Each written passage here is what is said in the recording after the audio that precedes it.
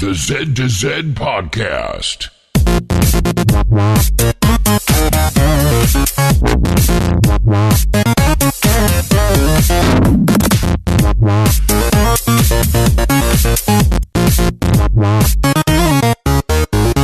Good morning, good evening, or good day, and welcome to the Z to Z Podcast, the home for Xbox achievement hunters and gamerscore junkies. I'm your host, Brandon Fream, and thank you so much for listening. At Z to Z, we love gaming, and in particular, grabbing achievements and gaining gamerscore. We do news, reviews, and interviews. If it's about achievements, we'll unlock it.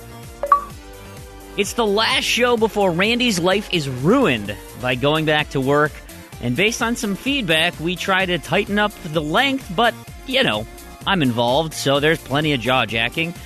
We have a ton of great listener feedback, by the way, and tons of questions from the community, so it occupies most of our time. Proulx tries to defend himself for being a spoiled brat, and Tarragon continues to dive while I have been living in the world of Mass Effect. You can find show notes for this show as well as previous shows on our website, z2z.com. This is episode 66. You can also contact us with questions and comments on Twitter at Z2ZZEDTOZED, over at our forums, forum.z2z.com, or you can email us directly, contact@z2z.com.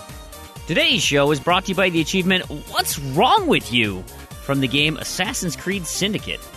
I heard this achievement discussed on the Game Informer podcast during a discussion of achievements that have you play the game differently than you normally would, and occasionally doing things that you find morally objectionable. Well, this particular achievement asks the player to flip 5 vehicles by shooting their horses. Of course, no one wants to go around murdering horses, right? There are plenty of examples of other achievements that put players into precarious predicaments, and I'd love to hear them. So if you have a suggestion, please send it into the show. These are some of my favorite achievements. I do want to give a special thanks to developer and publisher Ubisoft for this particular achievement. Like I said, if you, our fantastic listeners, do have an achievement sponsor, please, please, please let us know. You can contact us Twitter, of course, at Z2ZZEDTOZED. You can come chat with us at our Discord server, discord.me/Z2Z. Or, you can even leave it in a podcast or iTunes review post. So there we have it. Let's pull in the co-host for the rest of the show.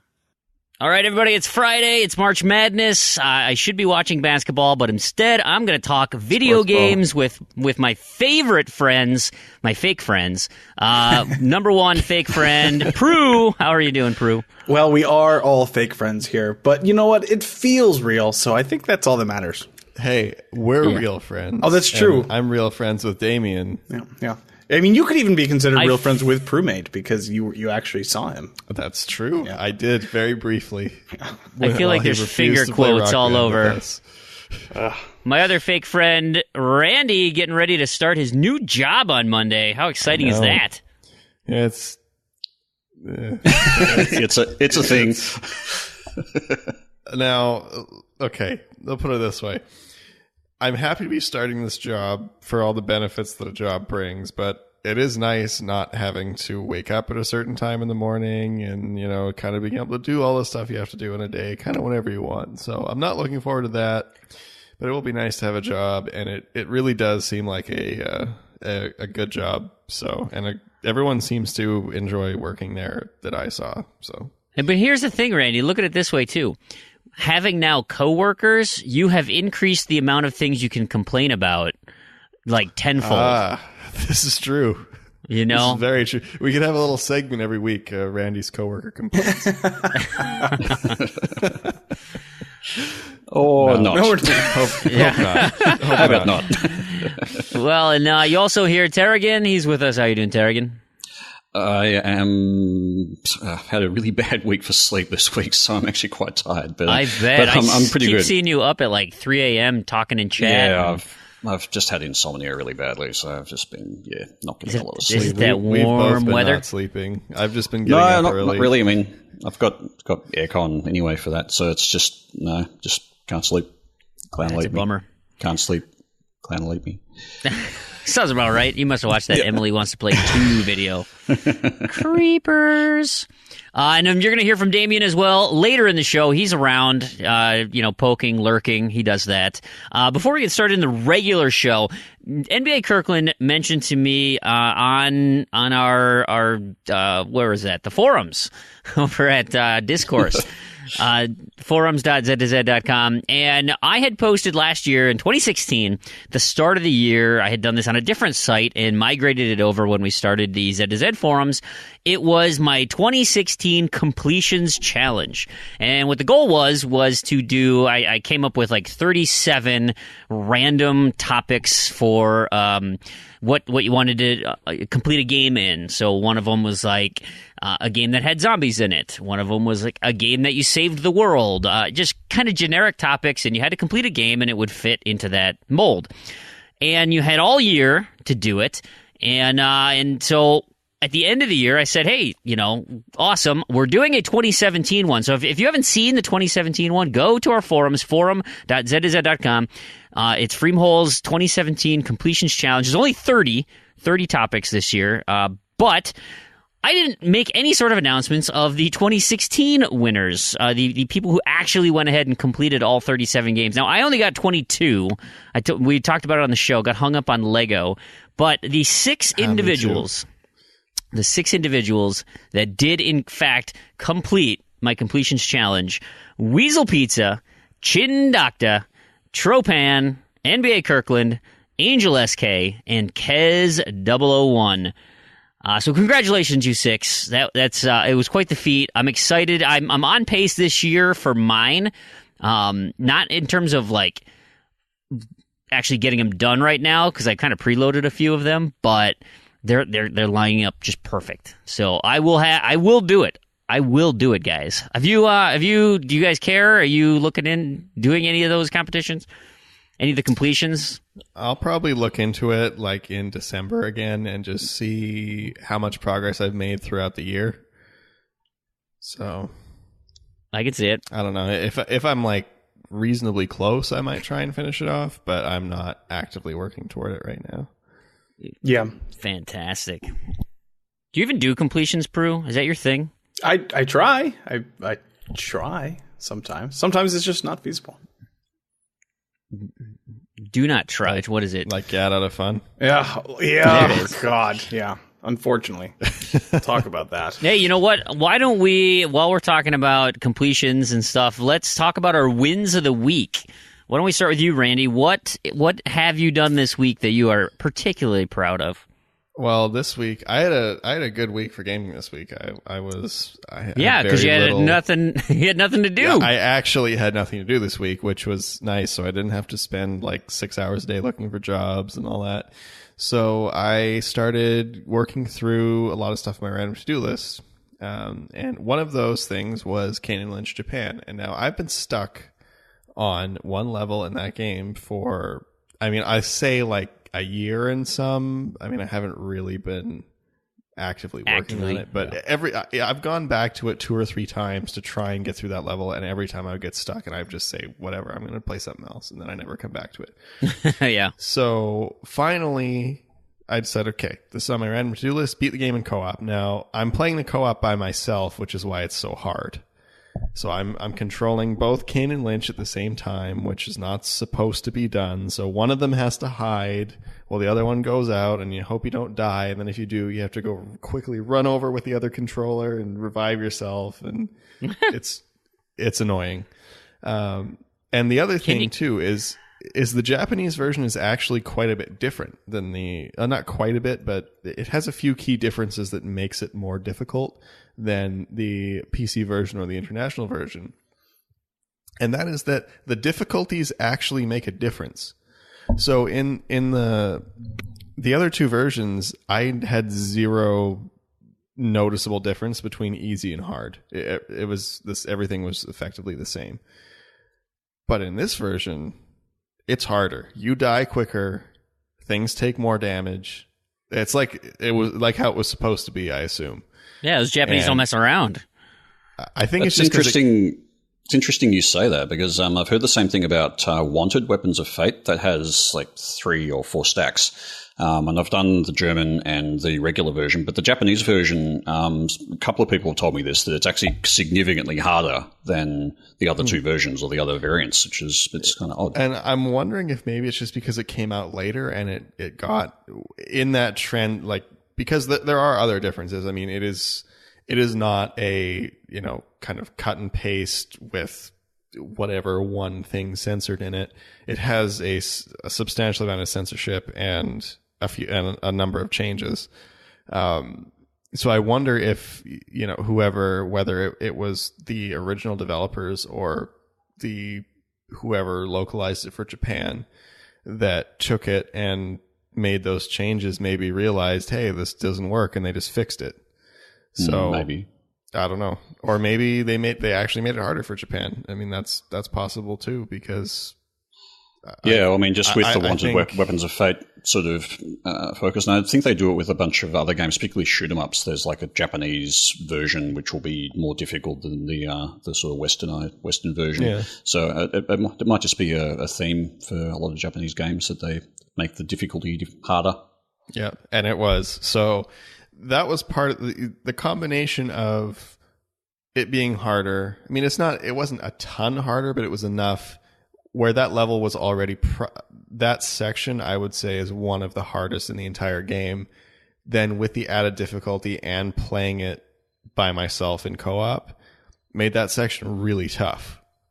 So I mean, do you ever consider maybe finding a friend? I thought this. Well, there are fake friends aplenty around. Even when I go back to Canada and I have friends, like none of them want to play Kane Lynch with me, so it's got to do it. There's this website out there that can help you find people who are interested in this garbage. See, the funny thing is, Cupid. No online co-op. Oh. No online co-op. Oh, really? That was a major criticism of the game, was local only, because it's a really solid co-op experience.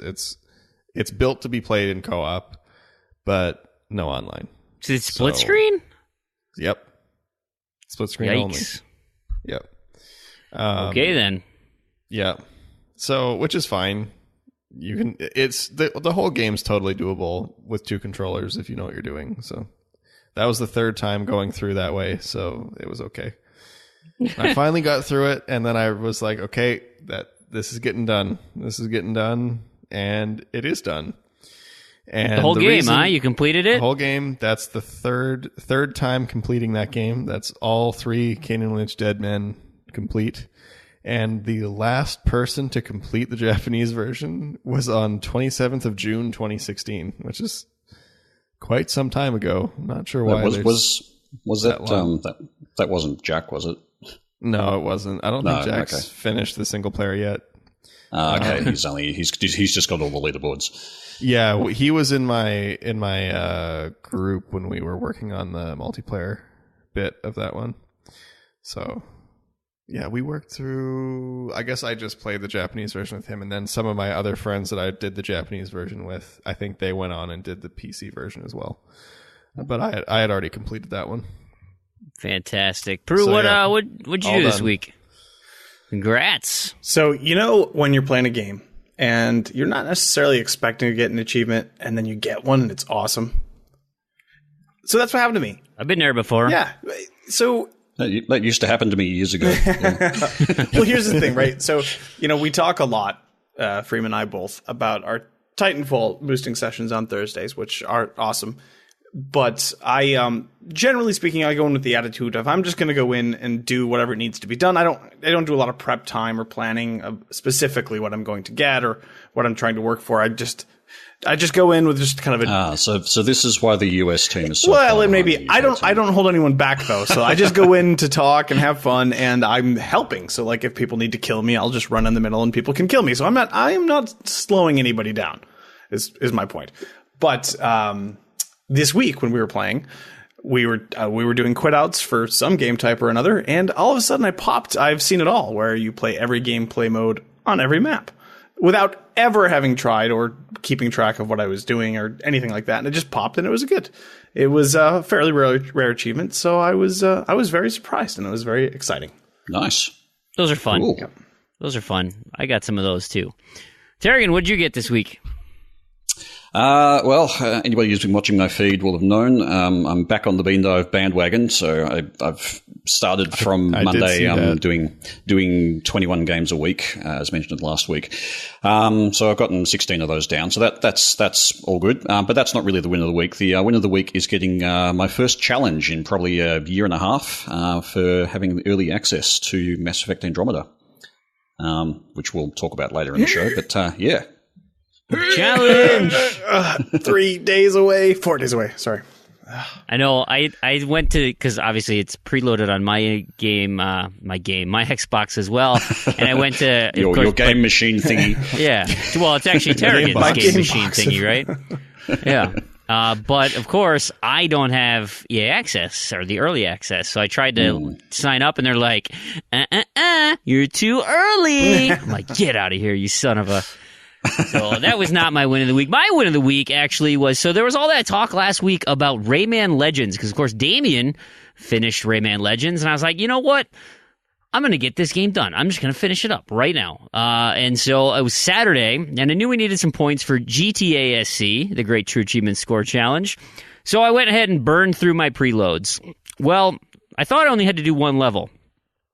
Apparently, I didn't preload very well, because I did the one level, and I got all my teensies, and then that was kind of everything that popped. And I'm like, wait a minute, I got like 7 achievements here. What's going on? Well, apparently I missed a few medals. I didn't go into all the rooms.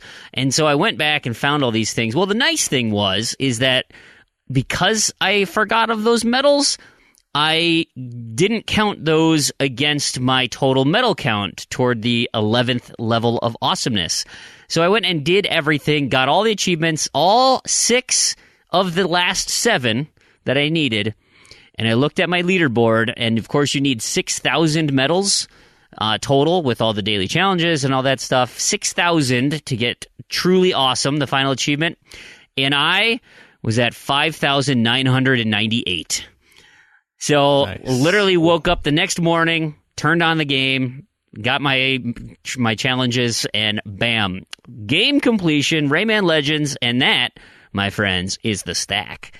I got the one version and the 360 all done. That is fun. I'm super pumped about that. Such a great game. It is super cool. I love playing through that. I really hope they come out with another one, because it's been long enough that they could do. They could do another. Just the same thing. They don't even need to do anything new. Just more of the same would be fantastic. Yes, sir. And you might hear me say something like that in a little bit. But before we get to that, we'll go into the rest of our topics and news. And we're going to try to truncate it a little bit, which we'll mention in our feedback piece as well. So let's get this party started. Tarragon, why don't you lead the way? Sure. Well, first things first, it was just a little bit of a tip on Ghostblade HD. I picked this up from Mad Eye Padai, so thank you for him. He says that if you plug in 2 controllers in the game and let the second controller die 3 times and don't continue with your dummy controller, none of the enemies shoot anymore, so you can actually get through the game with ease. That's likely to get patched, so if you want to take advantage of that, do it soon. How exactly did that come about? I mean, like, I'm even thinking of, like, how does that happen? Well, I suspect what happens is there might be a co-op game or something like that, or you might want to have your co-op in there just to save you if you die. So if you die, you can get your other controller to go. But if you just let your controller die 3 times and it's funny that it's 3 times, like that's what triggers the glitch. Like, yeah, well, I wonder if it's like an arcade. Times you need to die to get a continue. Yeah, probably. So it's probably like it's an arcade game. You have 3 lives and you die 3 times and don't continue, and no enemies shoot after that. Yeah, that's funny. Yeah. The other one is it's True Achievements PSA. Their site leaderboards are going to be offline for longer than expected, so they're looking at getting them back around the 27th of March. So that's all leaderboards. So I've actually queried and asked if they're going to bring back the non-sort of genre-related ones, because the reason for this entire update with the site leaderboards is to do with the genre changes and the big genre update. But that shouldn't affect, in my view anyway, it shouldn't affect things like, the gamer score leaderboard games played and that sort of things, which aren't necessarily tied to genre, although I guess they are in some ways. But I've asked whether or not they're going to come back. I'd say they're not. But the 27th of March, at least. Didn't they say it was like a 3-day job, and now it's a 23-day job? Yeah. Sounds like a doozy. Sounds like something happened. It's a big, complicated job, and I think there's been some debate and issues with some of the genres that have been picked by the community. So there's actually going to be a new team created in the like a new sub team as part of the game info team on True Achievements, which are just focused on genres specifically. And I think they'll be basically taking the community's suggestions and then vetting them for obvious silliness, and that'll be. Are we as a TA community going to know the identities of these people so that we can direct all of our hatred toward them? Yeah, probably. Okay, yeah. Just want to make sure I know who to so. Focus my vitriolic comments on. Yeah, that's fine. We'll announce it on the next show and every show hence, and we'll make sure each of us picks at least 5 genres we disagree with, and then we will personally attack each and every person on the team. Yep, and make sure all of our friends do that. It's a new segment. Yep. Absolutely, new segment. Yep, that's new segment. Worse than YouTube comments. Yeah, it's going to make the show back out to 4 hours, but it'll be worth it. It'll be worth it. Totally Absolutely. worth it. Yep. I mean, we could do a whole nother show. In fact, let's just do that. Attacking the genre team. In fact, let's just get rid of this show. We'll just do the. We'll do We Hate the TA Genre Team podcast. Yep. No, we'll broaden it out. It's Z to Z presents Why Your Mother Sucks, and we'll just go into everything. Yeah, because everything leads to that ultimately. Right. So. Yes. Right. Absolutely. And all the fornication I've had with your mom. That'll be perfect. Yep. Absolutely. Look for that next week. Yeah. Transition out of that one, Proulx. I can't. Not in any way that would be effective or even worthwhile. But here's the thing, Fream. You and I, guess what we did last night? I think you know. We played sports ball. We did. We played sports ball. Sports league, actually. Sports ball league. So our Titanfall session kind of morphed into a Rocket League session, and we had a lot of fun doing it. But the news here is that Rocket League is coming out with a new expansion, adding some new achievements, which is fantastic. Although I'm a little hesitant about this, okay, because I consider myself now a pretty decent Rocket League player, but my air game... You're all offense, though. Yes, you don't play a lick of defense. I am so bad at defense. If I was in goal and you shot it straight at my face, I would still miss it and probably knock it in for you. So, no. So, Proulx, are you saying you drive in Rocket League like I drive in GTA? Yes, that would actually be a pretty good analogy. Up on the walls, wherever you're not supposed to be at the time. Yeah. But Rocket League, mostly the up on the walls and on 2 wheels at all times, and crashing and flipping and turtling all over the place. But getting there faster than everybody else. Yeah. While you're at it. Yeah, there you go. Exactly.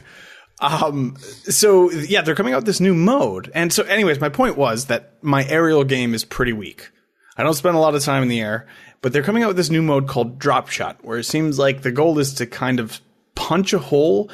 The arena is divided into 2 halves, and you're supposed to punch a hole through the floor of the opposing team's half, and then you can score it on them. So it seems like a lot of bouncing, a lot of downward shots. So I'm a little nervous about it, but it looks really cool. And but have they really faltered on any of their modes yet? Oh no, they're all a blast. I mean, what do you think? The weakest has been Snow Day? Yeah, probably. And it's not even. I mean, I just think it's still fun. It's not bad. It is fun. The only reason I think it's weak is because the puck doesn't bounce quite as much, so it's more predictable. Unless you get it up on its, unless you get it tumbling. But if it's sliding, like you can just watch that thing. I mean, I constantly saw that thing slide up the wall, drop right in front like a target. Just as you normally do in Rocket League anyway. But yeah, I feel like it's the problem is this. Hey, Speaking of Rocket League, did we ever sort of nail down a time to do the cross-podcast Rocket League challenge? Or, no, and they're going to be mad that I'm practicing. Well, it's all right because I have not even started I have not even started the game. I haven't even dived it, so I got nothing. Now, I am hoping that they fix the broken achievements with this update, though, because they keep adding achievements, but there are still two. I think there's two that you cannot get on the current update. Now, you can get them with the disc, so they're not totally discontinued. So if you get the disc, you can...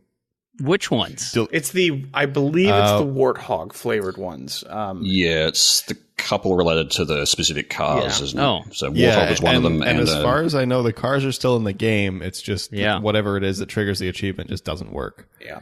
Which is annoying, but it's, we are an achievement show. This is a game I mean, I occasionally go for the achievements just to get some achievements. Not a game I play for the achievements, just a game I play for fun. So, same here. I mean, I played a ton of Rocket League this week. I'll touch on this, not in my recap since I'll do it here, but so my son and I have been playing a ton of Rocket League, and with the two of us, we've been playing a lot of hoops. It's basketball season, so we've been doing that quite a bit. He is also obsessed with Rocket League and March Madness, so it's been great. But I went, and when I played with you guys last night, and I think Stoosh or Saucy, someone looked at my list, and they're like, you got some really easy achievements left on here. Like, you haven't even done the tutorial one. Like, and I literally haven't played any of the regular season. I haven't done, there's so many in there. I just looked at my list today at work, and I was like, oh my gosh, I can set up like 10 of these achievements in 10 minutes. Yeah. Just doing one-on-one, no bots, nothing like that. But it's like, it's so much more fun just to just play the game for fun, because I know at some point I'll be making shots. I know at some point I'll drive 50 kilometers. I don't need to boost those because I'm going to keep playing this game because it's awesome. Yeah, it's exactly the same thing for me too. It's like, you boot up the game, and even if you're like trying to go for the achievements, you're like, well, I could start an exhibition match with bots, or I could play with my friends against some other people online. And it's like, it's so less appealing to do that specifically for this game. And I'm sure everybody's felt that with some game where, it's just the core experience that's so much fun. So it is hard sometimes to motivate yourself to get those achievements. But like every now and again, like when I'm waiting for someone to sign online, I'll just go into the season mode or whatever, play a few games against some stupid bots and try to score a turtle goal or whatever I need to do for the achievement. But yeah. So hey, before we go, Big L asked me on my friend feed for both you and me. He says, if Sneaky Pete ate Kettle Karn, what is the best car in Rocket League? It's got to be the Scarab, right? Oh, that's a good one. I actually didn't even think of legitimate answers, but yeah, that would make sense. You're a bum. This is a very, very heavy inside joke. There's like 6 people that listen to this that are going to get all of it. So, but they are big fans. Yeah, that's true.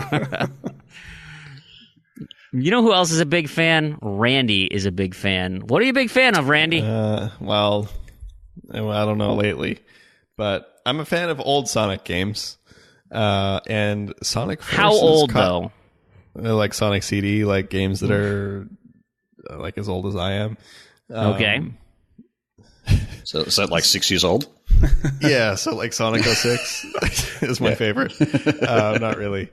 So Sonic Forces, the new 3D Sonic, looks promising. And says who? I know we talked about this pre-show, and I think the word you said was solid. Okay, well, I'm reading this thing that says promising. So yes, solid is probably better because 3D Sonic has a bad history. I think we all know this. With the exception of Sonic Adventure 1 and 2, and they had their issues, but they were still pretty good. So were they? I mean, I spent so many hours playing Sonic Adventure 2. I did too. Sonic Adventure 2. Yep. Sonic Adventure 2 was way better than Sonic Adventure 1. But have you gone back and played it? Is my question, because it does not. I haven't. I want to, but now, and I'm talking Sonic Adventure 2 on GameCube, not on Dreamcast, because the Dreamcast version is much rougher. Yeah, I put it on GameCube. Yes, it was a lot better. Very much so. Yeah, because like I played I don't even think I own it for Dreamcast. I think I played it at a friend's house after I had played the GameCube one, and I was like, whoa, like this is clunky. But so talking about the improved Sonic Adventure 2, it was, of course it had its issues, but I mean, overall, that was pretty good. I bet. So I haven't played. I bet if you went back, you might change your tune a little bit. I might.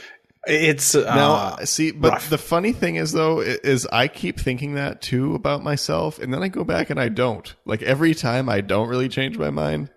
The only one in recent memory was Half-Life. Yeah, and that was only because it was kind of like, it wasn't because it was Half-Life. It was because it looked exactly the same as every first-person shooter from that time, and it was just kind of nostalgic, like the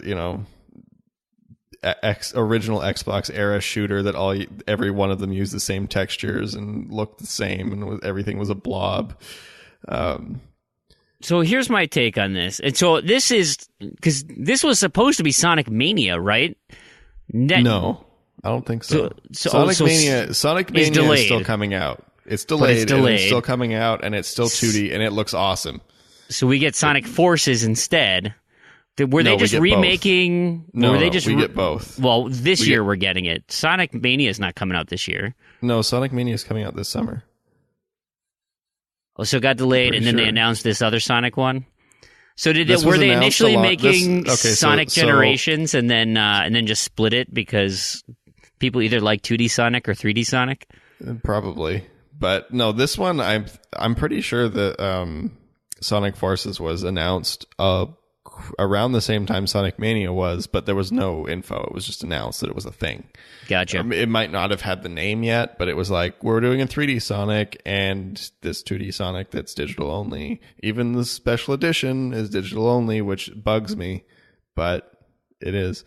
So I mean, ultimately, when I think of like I look at Sonic Generations, right, and that has both the 2D and the 3D games kind of mashed into one. Note too, I kind of get the premise of Sonic Generations, but I have not played it. It was okay. Put that out there. So it's I've literally heard it was fairly good. And it is. It's entertaining. I mean, what it does nicely is, so you start off as 3D Sonic, and you run into through this weird time warp thing, 2D Sonic, and so you then get to play. So right, if you're at the Chemical Plant Zone or Green Hill Zone, you play a 3D version of Green Hill Zone, and then you can switch to 2D Sonic and play a 2D version of Green Hill Zone. And from my standpoint, I really like the 2D versions so much better than the 3D versions. Like, it's almost no question I have way more fun. And it's the 3D ones. It's almost like when, you watch old, kind of when 3D movies were coming out, right? You had the glasses, like Avatar and crap like that, or Despicable Me. And it was like, obligatory coming at your face. Here it is. And it's like, come on. Like, really? And Sonic 06 kind of has a lot of that stuff that's just... that's so annoying.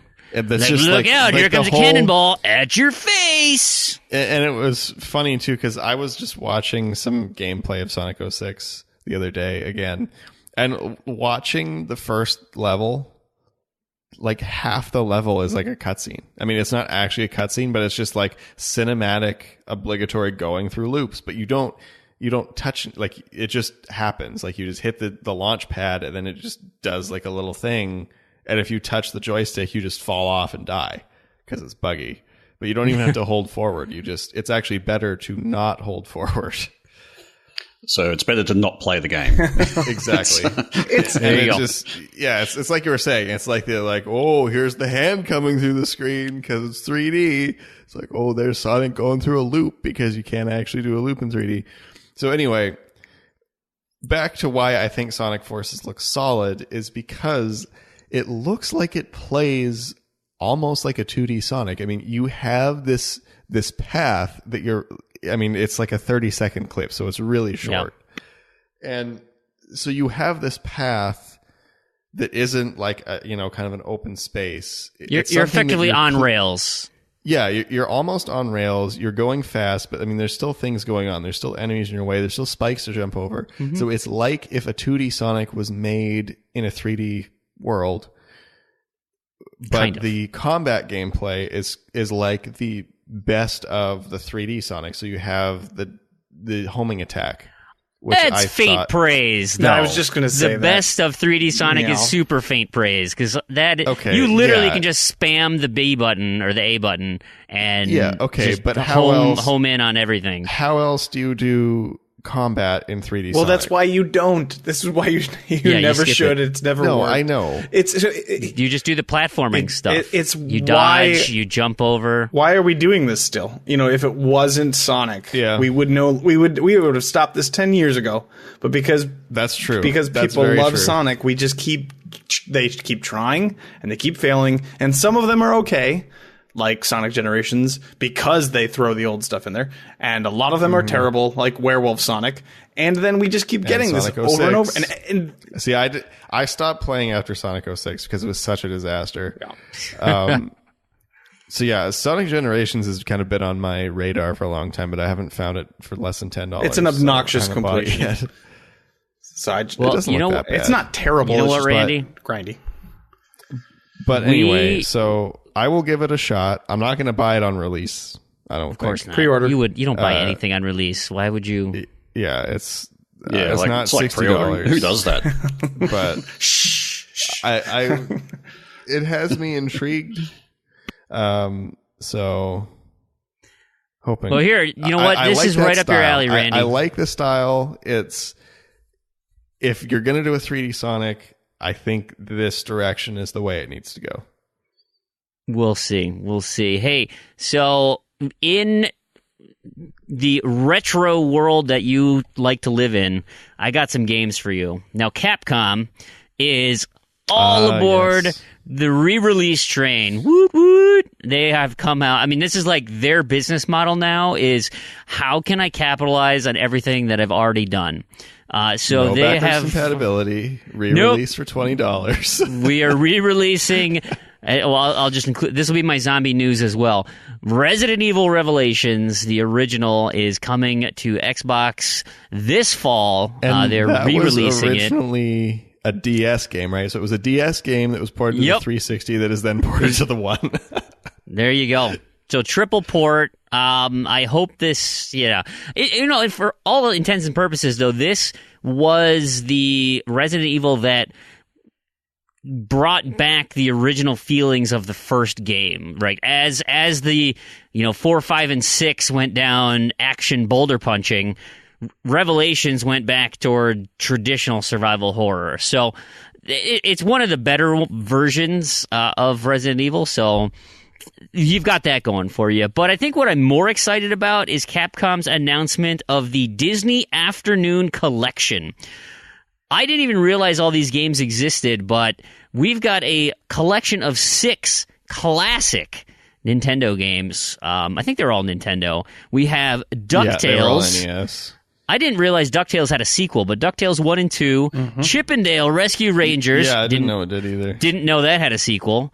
So Chip 'n Dale Rescue Rangers 1 and 2. We have Darkwing Duck and Tailspin all on one disc. Those, see, I had Darkwing Duck and Tailspin, and man, those games were both super hard as a kid. Oh yeah, none of them are easy. Yeah, Tailspin was particularly difficult because I don't know what it was about Tailspin, but man, that game was so hard. I don't. Apart from the 2s, the DuckTales 2 and Chip 'n Dale Rescue Rangers 2, I didn't touch those, but I killed DuckTales and Chip 'n Dale.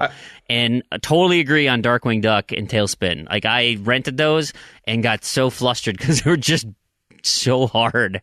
I do remember all of them being good, though. Like, like they were hard, but it was never one that I just stopped playing. Like, I would always go back to Darkwing Duck and Tailspin. I'd usually only beat the first level or something because they were so hard. But was there they seem good. So in the announcement, was there any details about multiplayer, whether it was online or not? Perchance, I think it said it was online. I'm pretty sure it did. Because if that's the case, I just want everybody, in case not everybody knows this, in Chip 'n Dale, you can pick up your co-op partner and throw them. It is the greatest amount of fun you can have in an 8-bit game, man. Me and my brothers, So you can just throw each other off cliffs and Oh stuff. yeah, you can just throw your because it's kind of the big thing of that game is you that's what you do. You pick up objects and throw them around and stuff, and you can do that to your partners. It's awesome. Yeah, I'm pretty sure the article said they were online. It's awesome. That's great. Which is cool. Did it say it was going to come out on a disc, or was it just digital? I don't know. Capcom does a lot of discs. That'd be cool if it was Yes, on they disc. do like the discs. They do like the discs. I don't have any specific call-outs that it will be on a disc, but I wonder if the achievements are going to be like Mega Man Legacy level of achievements, because then I don't know. I'd be a little hesitant to pick it up. There is. Well, the other thing too is it might be like a DuckTales and have two versions, like the DuckTales disc and the digital version were separate lists. No, I don't know. That's true. Now, though, I believe, is literally the old graphics, non-remasters. Yeah. They're 1080p, but they're 1080p. I love that. Original. I love that. They say it's 1080p. I saw that in the trailer. I mean, that's just they stick something there to like make it so there's that many pixels there. But I was going to say I think if you took the borders are 1080p and I was going to say if you added up every pixel in the entire game, I'm not sure it gets to 1080. Yeah, probably not. I know. Like, I'm looking at Scrooge McDuck right now, and I'm pretty sure he's made up of 60 pixels. It's very possible. Speaking of slightly unrelated, but have you guys seen any of this stuff on the new DuckTales cartoon that's going to be released pretty soon? What'd they do to Huey, Dewey, and Louie? They look like monsters. No, this show looks so good. If you haven't seen the voice cast behind all of the characters, it's incredible. Technically, they actually are monsters. I don't know. Oh, is that? Oh, that's the spin. Oh, that makes sense then. No, they look like. I mean, they were just normal anthropomorphized ducks, and now they look like you beat them with the ugly stick, and they got swollen, and they're just. I'm not comfortable with it. Interesting.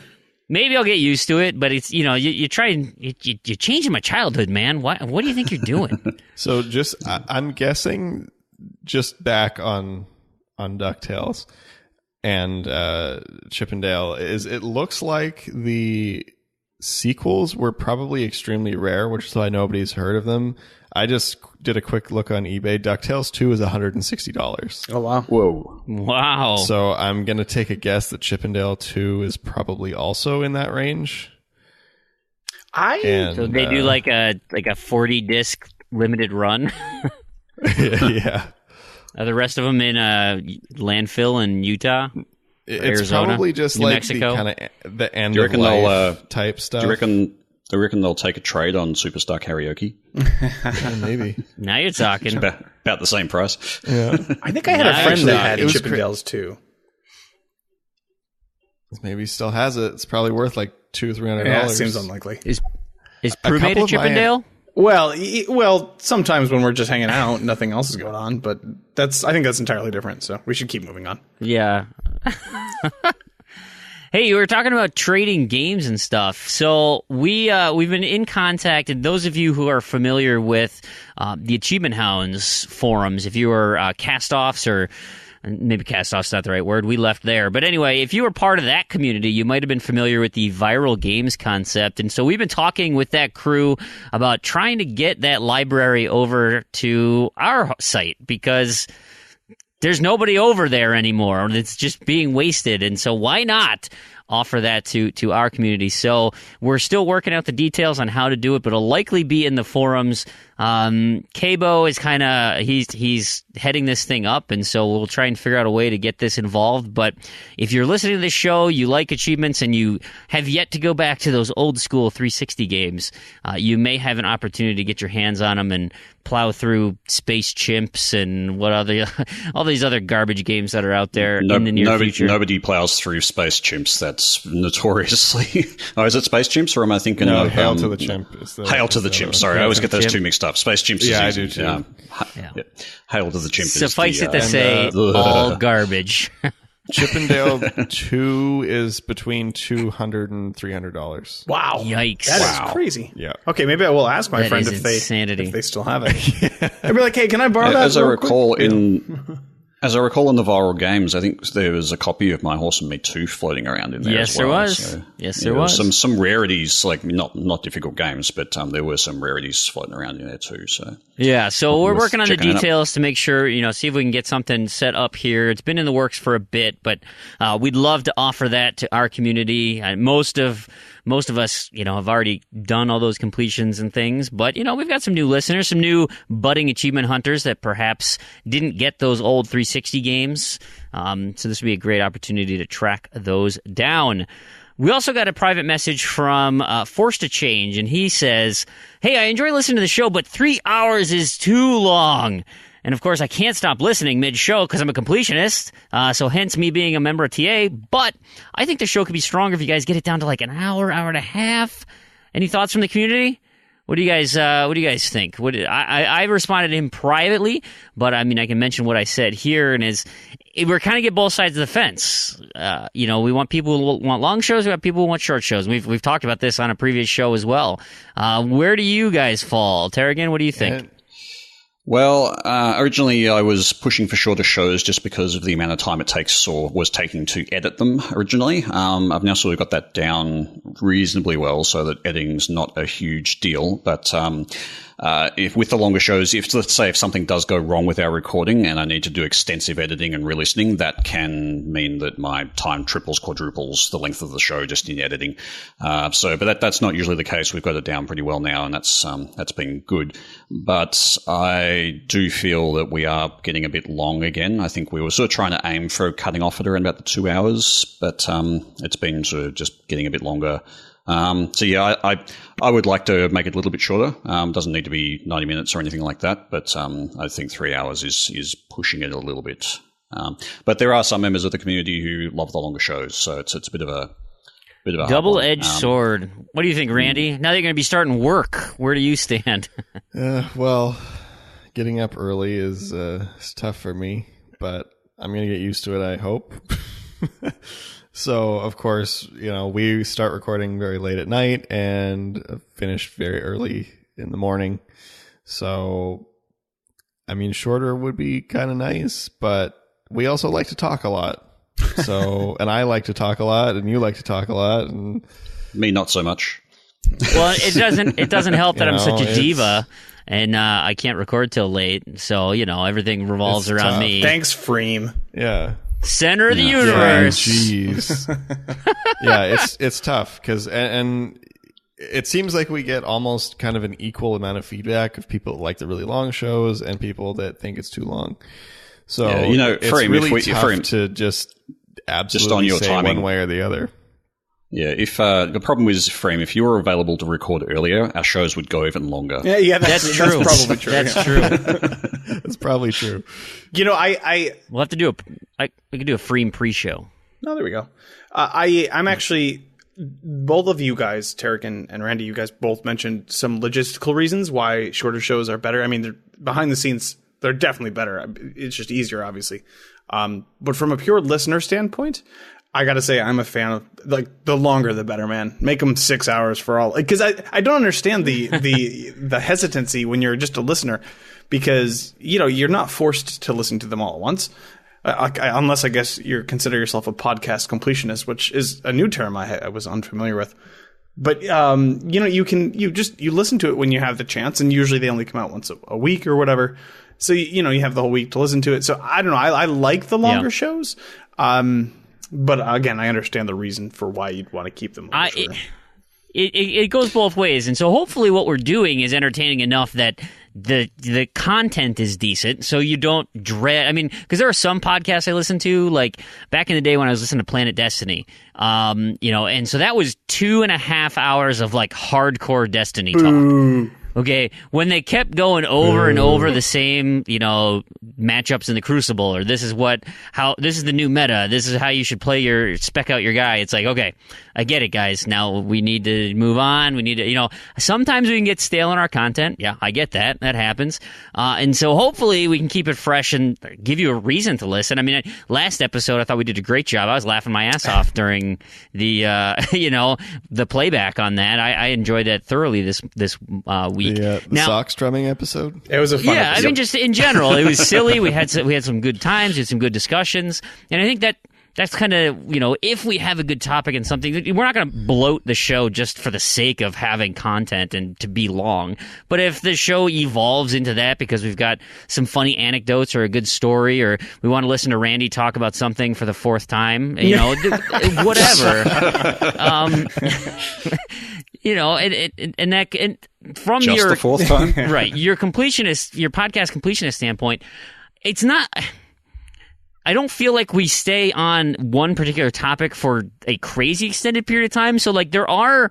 I mean, I try to smooth out all the breaks. Episode. Yeah. I mean, that one, we kind of went a little overboard on that one, but I mean, it was necessary. I try to smooth out the breaks as much as possible, but I mean, if I listen in my car, I listen while I'm doing lab work at the bench and stuff. And so I'm constantly cutting off shows and doing whatever. And I feel like there's enough inherent breaks with topics and conversation ideas that you don't really need to listen to the whole thing. I mean, it's not like we're doing an audiobook of Harry Potter that, you really should stick with the story because it's getting good. I mean, we could, if you guys wanted to. You kind of just drop in, drop out. So I agree. As long as the content's good, the time is what the time is. I'm kind of with you, Proulx, but 3 hours is probably a bit long to ask people to commit. So we'll do our best and try and tighten this thing up like a well-oiled machine. We'll well-oil something. Hey, we got a question here. So thinking that juxtaposition is you're oiling something up to be tight. Oiling up loose and tight. I don't get that metaphor at all. It doesn't make any sense. We got a Twitter question from Rusty Old Tunes, and he asks, what Windows phone should I get for just gaming? No contract, nothing like that, and what's the best way to get one? I think we've talked about this in the past, but we likely have a new listener. So this followed me on Twitter, so let's help out Rusty Old Tunes. Well, my opinion, changes. Don't get one. Okay, see, I hate Windows Phone a lot too, but I like the achievements on the go. I mean, there's enough on there that even at $100, I've gotten so much out of my $30 Windows phones, even though they're terrible phones. I just use them as a gaming device. Achievements on the go. Yeah, that's exactly where I'm at too. Now, unfortunately, they've gotten a bit more expensive because all of the super dirt cheap Best Buy ones are gone.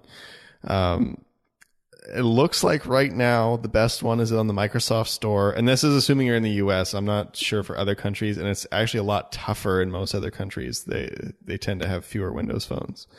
But it's the Acer Liquid M330. It is an unlocked phone, 8 gigs of internal storage, which if you're just doing games is generally plenty.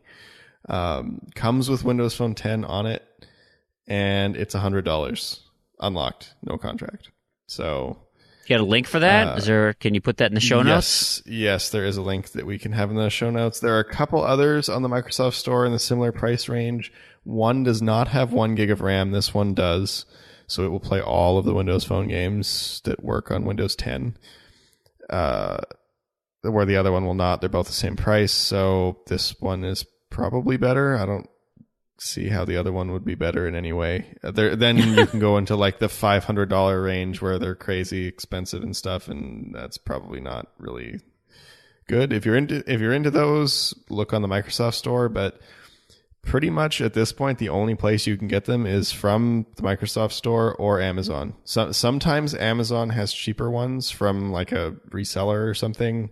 Sure. Maybe refurbished. You might be able to find one of those, something in the $50 range, but if you want something new, you're pretty much stuck with the Microsoft Store these days. Because Windows Phone is dead, and they keep trying to make it continue, and it's just right. I don't know why they do. Wonderful. But that's okay. We keep getting achievements, kind of. There you have it. So I got a Twitter question from Dave Chisnall, the T-Virus Tyrant, and he asks, are there any game sequels you guys hope that will be announced at E3, or are you all about those new IPs? And we talked about it already, guys. Rayman. It is time for a Rayman sequel. I am so ready for Ubisoft to tell me what the new Rayman's going to be. I hope they don't announce it at E3, though, because Ubisoft is notorious for the lie engine at E3. How are you going to lie about Rayman? What are they going to do? Are they going to? Oh, you know what? Do it. They Wait, do it. Ubisoft? Watch. It's going to be Rayman open world. 3D Rayman in the vein of Sonic Adventure. It's going to have that drone that's in all of their other open world games. But then suddenly gets cut at the end. It's always in the trailer. The drone you can control with a tablet. Then it gets cut somewhere, and they never to be seen again. Actually, they're going to connect Rayman's hands to his body. That's the new innovation. Blasphemy. Yeah. You can fly. Proulx, what do you want to see? Are you a new IP guy or are you a sequel guy? Well, that's interesting. I don't know. I want to be surprised, I guess is what I would say. I don't mind. So it doesn't really matter either way, as long as it's something. As long as it's something cool, something fun. I'd like. I don't need to see Gears of War 5 or Halo 18. But on the other hand, there are games that I'm expecting to see, and I'm sure we will see that are sequels. But I don't know. I guess I'm split, honestly. Yeah. Tarragon, you got any hot takes? Anything you're interested in? I mean, I want to see more of Red Dead Redemption 2, but I'm not expecting to see a lot of that at E3. The other big sequel, of course, is Mass Effect Andromeda, which is basically out already. So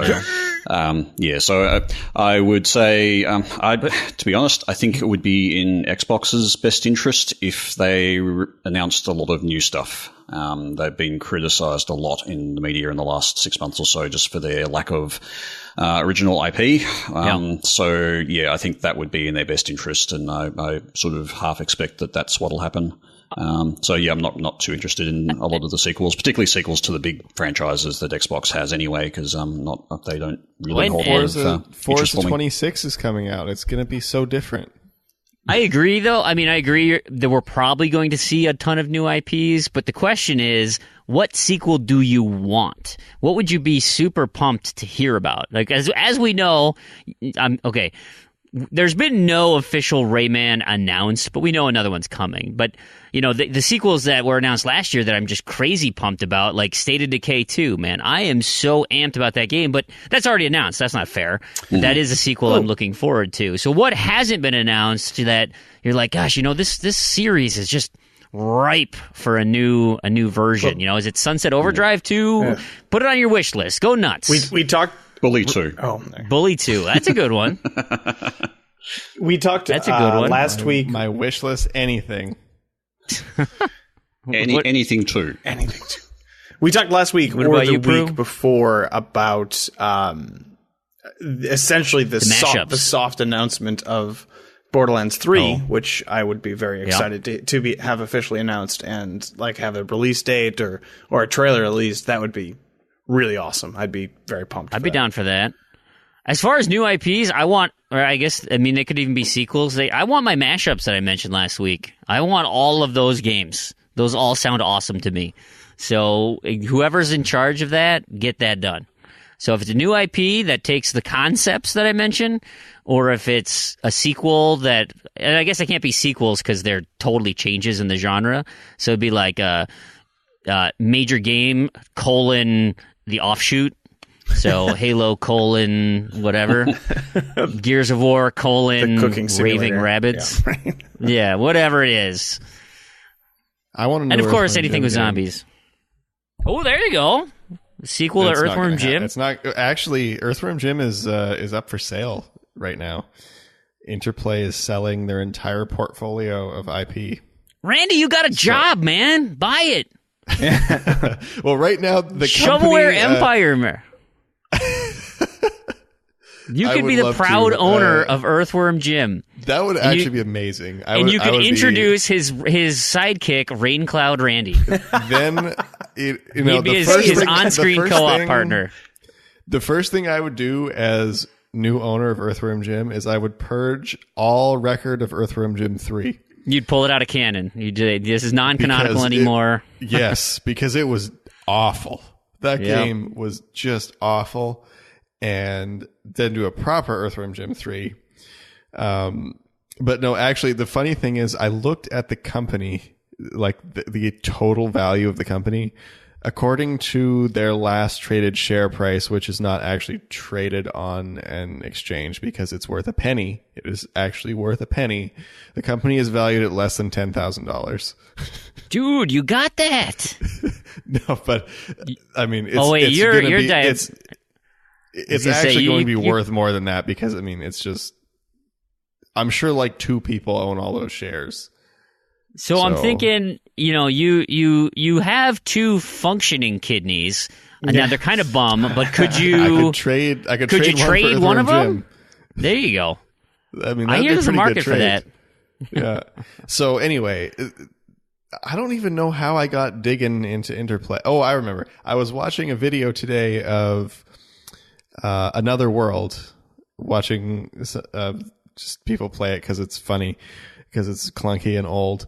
So clunky.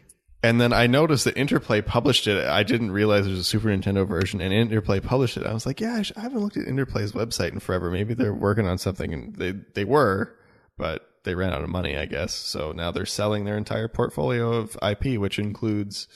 what do you want to buy? Let's pick one. Let's pick some things. What do I want to buy? Well, Earthworm Jim.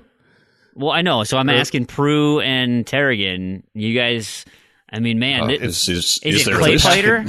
It's a Clay Fighter, deal, right? Though. You have to buy everything. Yeah, Clay Fighter is the other big one. They Descent? sold all of Fallout already. Yeah, I think gone. Bethesda totally owns that now. Ooh, Battle Chess. Yep.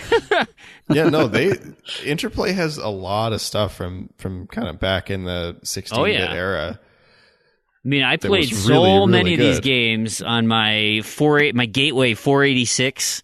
I mean, this was prime. Yeah, I DOS played Battle Chess action. back on the Amiga. Yeah, wow, that's going back. I think Lost they actually came out Vikings, with a new one. I think it did actually launch the Battle Chess. Did Blizzard end up getting the Lost Vikings back? I feel like they did.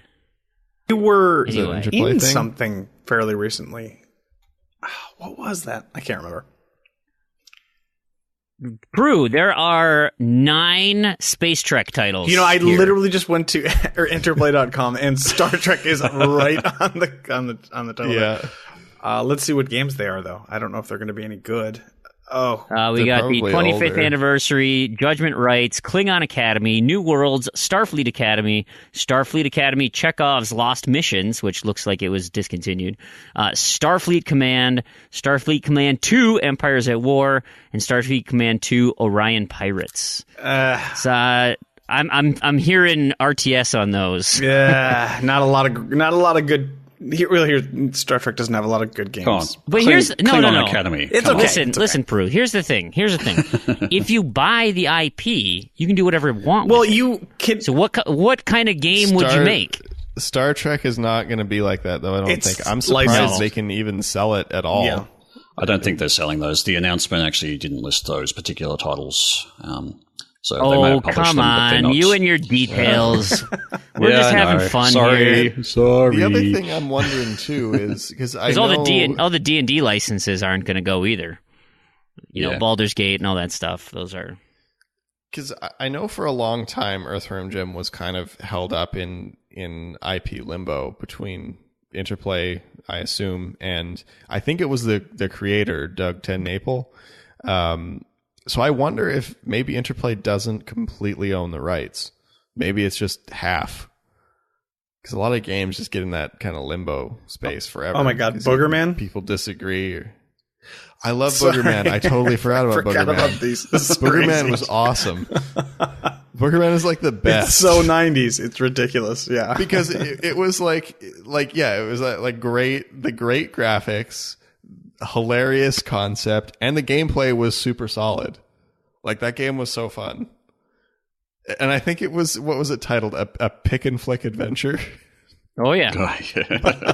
Ridiculous. It's such a great game. Yeah, so I mean that'd be so cool. Like to have the be able to buy the Interplay catalog would be amazing. Like that would just I'd be curious how much of it's left or how much is available, like you said, Tarragon. I think everything on the site, pretty much, other than like the licensed stuff, obviously, is for sale. I know for sure Clay Fighter is in there because there was some talk about it on the forums. But yeah, Clay Fighters is the springboard to Microsoft Xboxers. We have it right there. Take because there's only like 8 characters in Clay Fighters, right? We just take those 8 and we add Minecraft Steve, Marcus Phoenix.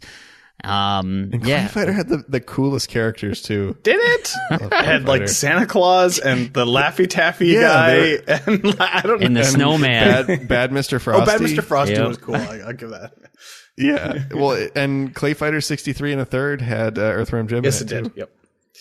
There you go. Hey, let's switch topics here. I got another question for you, Randy. Foo Cuddly Poof asked this on Discord, and I know you kind of answered it, but I think we should all hear it for posterity. He says, yes. Randy, if they added a Rivals-type expansion to Guitar Hero Live, and there was a new set of achievements, and one of which could only be obtained if you pre-ordered it, would you pre-order it? Yes. To keep the completion. Absolutely, I would, to keep the completion and to keep my serious completion. But boy, would I grumble about it. I would grumble about it for months. If Harmonix, or I guess Activision, wanted to grief you, like they would just do a title update with one achievement where you have to pre-order something just to really bother you. Yeah, and they do one like once a month. Yeah. Yeah, and what they could do even better there is they could do that, not announce anything else about it, and then 3 months later release it for free. Yes. Not that I'm bitter about it. Then I could grumble like about it for 3 months. In recent memory. We were all the end, when then they announce that it's free, and then I can grumble about it for another 3 months. In Titanfall, we were 6 all months of really grumbling. hoping that we got the announcement that the 1 million strums got reduced to 1,000 strums right after we were so hoping that was going to happen. But I'm not sure that actually panned out. All right, I got a question. I can confirm as of today, no, it has not. I got a question from Tropan. He says, how large do you allow your backlog to get? Do you guys limit it or just keep buying games that you never play? Because I try to limit it. I try to limit it to those $1, $5 sales are so irresistible. Sorry. Limit my backlog. No, I have no backlog, obviously. I just keep on at it. I'll get to them all eventually, I keep telling myself. Oh, yeah, it'll happen. Yes, Mine's been shrinking. Like since being unemployed, it's been shrinking, which is weird because that has not happened for years. There you go, Tarragon. Just quit your job, and then you can finally get to work on all your stuff. Yep. get a lot of time to get through them and won't be able to buy any more. Awesome. Exactly. Yeah, no money, lots of win-win. time. Good combination for backlogs. I mean, my day, this is a typical day, is I get to work, I get my cup of coffee, boot up the computer, and I go immediately to see what the Best Buy deal of the day is. I check my wish list to see if there's any price drops. I check Amazon to see what my wish list prices are. I check great Xbox deals on the Reddit subforum to see if there's any good sales. And then I peruse Twitter for a little bit to see if there's any announcements of sales or free games. Do you do any work at your job? Well, you see, I get in early enough and nobody's there, so I get to do whatever I want for about an hour before someone shows up and makes me accountable for my actions. You get to work an hour early just to peruse Xbox deal sites? Well, so then I leave an hour early, and it's like I'm there for 8 hours. Okay, that's it's totally just of actual work. Although now I'm kind of boned because I have to I keep falling behind on my actual work. So it's like, oh crap, my internet surfing time is severely limited now. So I got to do all that at home or while I'm recording the podcast. So no, I don't limit myself. I haven't been spending the money, but I check the prices every time, and I get real excited. Yeah. It is kind of interesting. I haven't been actually purposefully buying any games for a little while. I mean, Mass Effect Andromeda aside, I don't think I've really spent a lot of money on. What's that, Proulx? You right there? Proulx is so excited. He wants to talk about it so bad. But I haven't actually I haven't actually bought a lot of games. It's just that due to the fact that I've kind of got accounts that are shared and the review account. It's just my backlog just keeps growing without me having to do anything, which is kind of disturbing. But yeah. Hey, I just found a St. Patrick's Day tie of my father-in-law's. I'm gonna wear it. Oh. You know, St. Patty's Day. I just got a tie with campfires on it. I really like it. Got 20 minutes left. I really want one with rain clouds. Somebody suggested that in Discord, and one exists, but it's not for sale. I'm sure many exist. But there's a picture on Google. It's we amazing. need to get that as merchandise. ZZ merchandise. Yeah, rain cloud tie, absolutely. Yep. The rain cloud with the Z logo. I like it. But anyway, Randy, how's your backlog? So you said you don't buy anything. Well, I want to buy lots of things, but no, you want to buy garbage. You want to buy total garbage physically. I want to own the entire library on disc. So my backlog will grow until that happens, and then it can't grow anymore. Isn't that what Mighty Mango's doing? Doesn't he own all? Well, pretty much. I don't think he owns everything. He's pretty close. I do have a friend that does own everything. He owns every physical release on 360 N1. Wow. So those limited run disc prints where and it's like a special company that just makes fun art, and do those count? What do you mean? If they press what's it called? Limited run games where they do limited run games doesn't do Xbox, but yeah, that would count. Oh, they don't? I thought I just saw one. No, they do unless they just started, but it's because Microsoft requires such a big minimum print run. It's too expensive. But yeah, even limited run games, I mean, you can, if you want one, you're going to get it. You just have to know what's happening, basically. I think I have a copy from them of Oddworld New and Tasty, and I think they did like 5,000. I had no trouble getting it. So it's not very many. No, it's not. And it really, basically what it is just, if you want that game on disc, you're going to know it's coming out, and you're going to get it immediately. And then once it's gone, it's gone. You have to buy it from someone else. Fantastic. Proulx, what about you? How's your backlog looking? I've been spending more money on games in the past year or two, so it's actually growing. I don't think I'll cap it or anything. It's just that I'm trying to fill out a lot of the stuff that I don't have. And if I don't open it, to me, I don't really worry about it or think about it or stress about it if I haven't actually popped it in or played it or anything like that. So I am totally okay with just picking up games as long as they're not things that I actually put in. No limit. I'm good with it. Gotcha. Yeah, I got a problem. And thankfully, I don't have any money to spend. Hey, so this is a question from Mattism. If you had to pick a single video game to be made into a movie, which one do you think would work the best? I instantly thought of the Tomb Raider reboot. Yeah, that'd be good.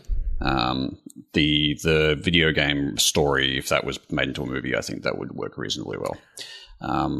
I think, that or I think the Nathan Drake movie that is coming out could be successful. They really kind of gave him a little bit more depth. I'm just nervous they're going to camp the crap out of it, and it's just going to be the garbage Indiana Jones. I was just going to say, I mean, essentially the character is a ripoff of Indiana Jones, so they've kind of already done it. But yeah, I don't know. I'm sure it'll be fine. Well, actually, I don't know. I shouldn't say that because video game movie, but yeah. Yeah, right. You know what I would like to see? I don't think it would be any good. I would like to see Fez turned into a movie. What? The concept of Fez. Where it's like, it's like all these people live in a two-dimensional world except one dude who can go into 3 dimensions, and how that would just mind F whoever's near him. He'd be like, "Hey, Bill, what's going on?" "What the?" And he shifts, and all of a sudden he goes invisible, and it's just like, "No, I'm in 3D now. You can't. You can hear me. I'm the voice of God." Give it to Pixar. Kind of cool. Give it to Pixar, and they'd find a way. They would do it. Yeah. God, what was that new Pixar movie that they just showed? I've been seeing it on Twitter. It literally looks like a total ripoff of The Book of Life. It's called Coco, I think. This little boy Miguel. I didn't have it with sound on, but he ends up going to the land of the dead, and steals a guitar or something. I again watched the trailer, but it literally is like stolen from. But it's like the same concept that I feel like every Pixar movie is the same now. Of course, I'm going to cry like a little girl, but it's that just happens anyway, doesn't it? Well, yeah, and that kid's parents are totally going to die, but that's just Pixar for you. Randy, you got anything? Any movies you think will be successful? I mean, I want to say BioShock. That will not be. There's no way that would be any good. And they've been trying it. You got to pick a property that there was going to be does not have high expectations, which I actually think would work because Kane and Lynch is kind of almost a movie-like story, and it would translate very well to a movie, like an action movie. What would translate? 50 Cent.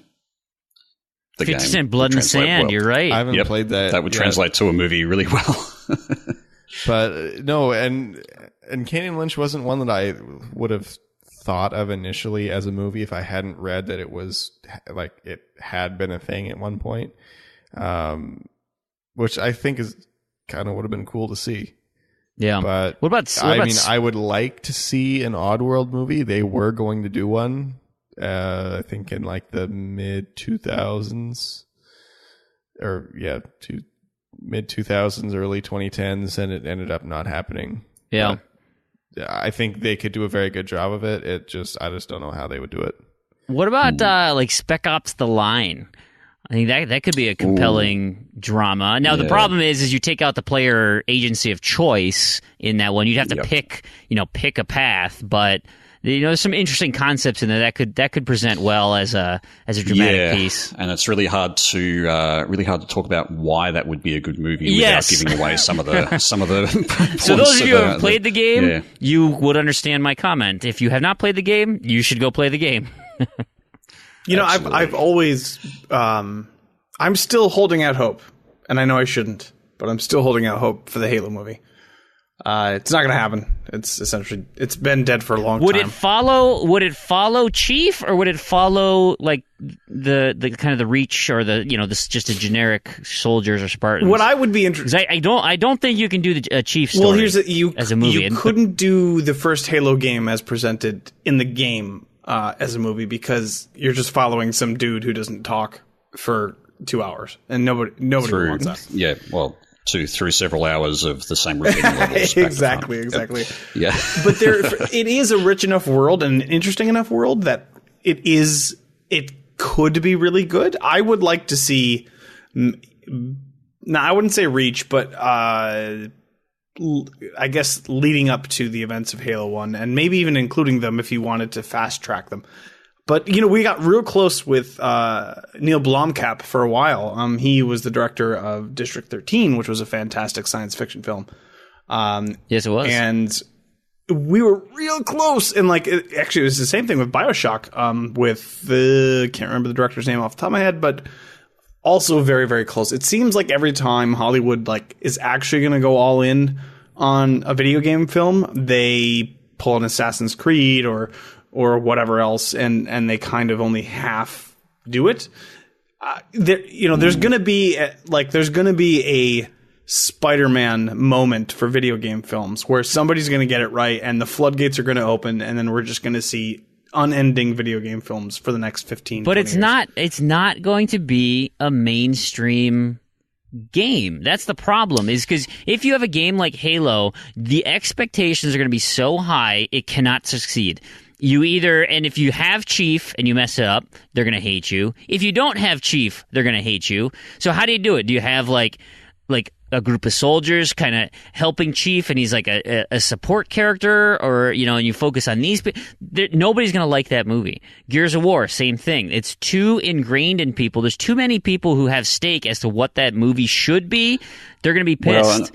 And also, I mean, who do those movies appeal to if you're not going to be appealing to gamers, then who's going to watch it? Right. And I think that's sort of the problem with a side story for Halo is that, like, well, people who know nothing about Halo, why are they watching this movie? Like, so it's got to be a good enough story in its own right, or a good enough, it's got to be compelling enough in its own right to be able to hold itself as a movie to appeal to a larger audience. And I don't think that a Halo movie without sort of the main protagonist is not going to fly either as a movie that's going to work very well, or something that's going to appeal to a mass market. But and this is why I brought it up before. It's the same. Video game movies are now in the same limbo that comic book movies were in for ages. You know, other than Batman and Superman in the late 70s and late 80s, there weren't super successful comic book movies, and now they're literally everywhere.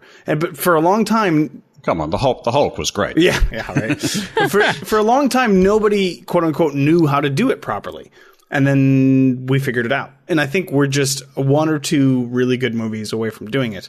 When you say we figured it out, so the X-Men movie was probably the stepping point for a lot of that, I think, and maybe the original Spider-Man. Yeah. Mm-hmm. But then it kind of went stale. It kind of dropped a bit, and it only really they only really figured it out when Marvel started their whole "we're doing our own thing" and Batman Begins. I was going to say I would Batman also disagree because I mean Spider-Man 1 and 2 broke ridiculous amounts of records. I'd say that's when we actually figured it out. Then we figured out the shared universe stuff with the Marvel stuff. It's two separate kind of things, but I get. But they also did well with the original Burton Batman. The two of those were pretty.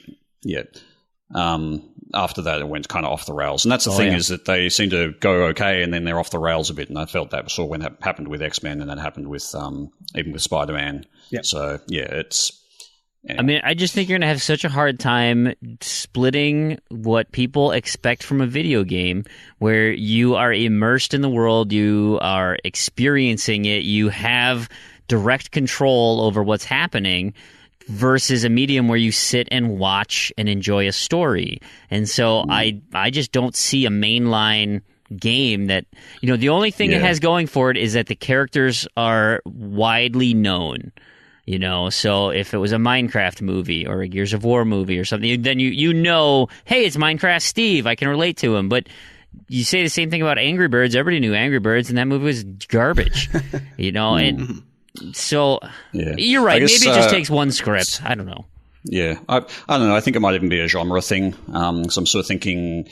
I sort of had a thought of Layers of Fear that could work as a horror concept film, and it wouldn't be a particularly high budget and would have its own niche. That could actually work well. If they'd done the Silent Hill movie a bit differently, that would have been a really good sort of potential franchise.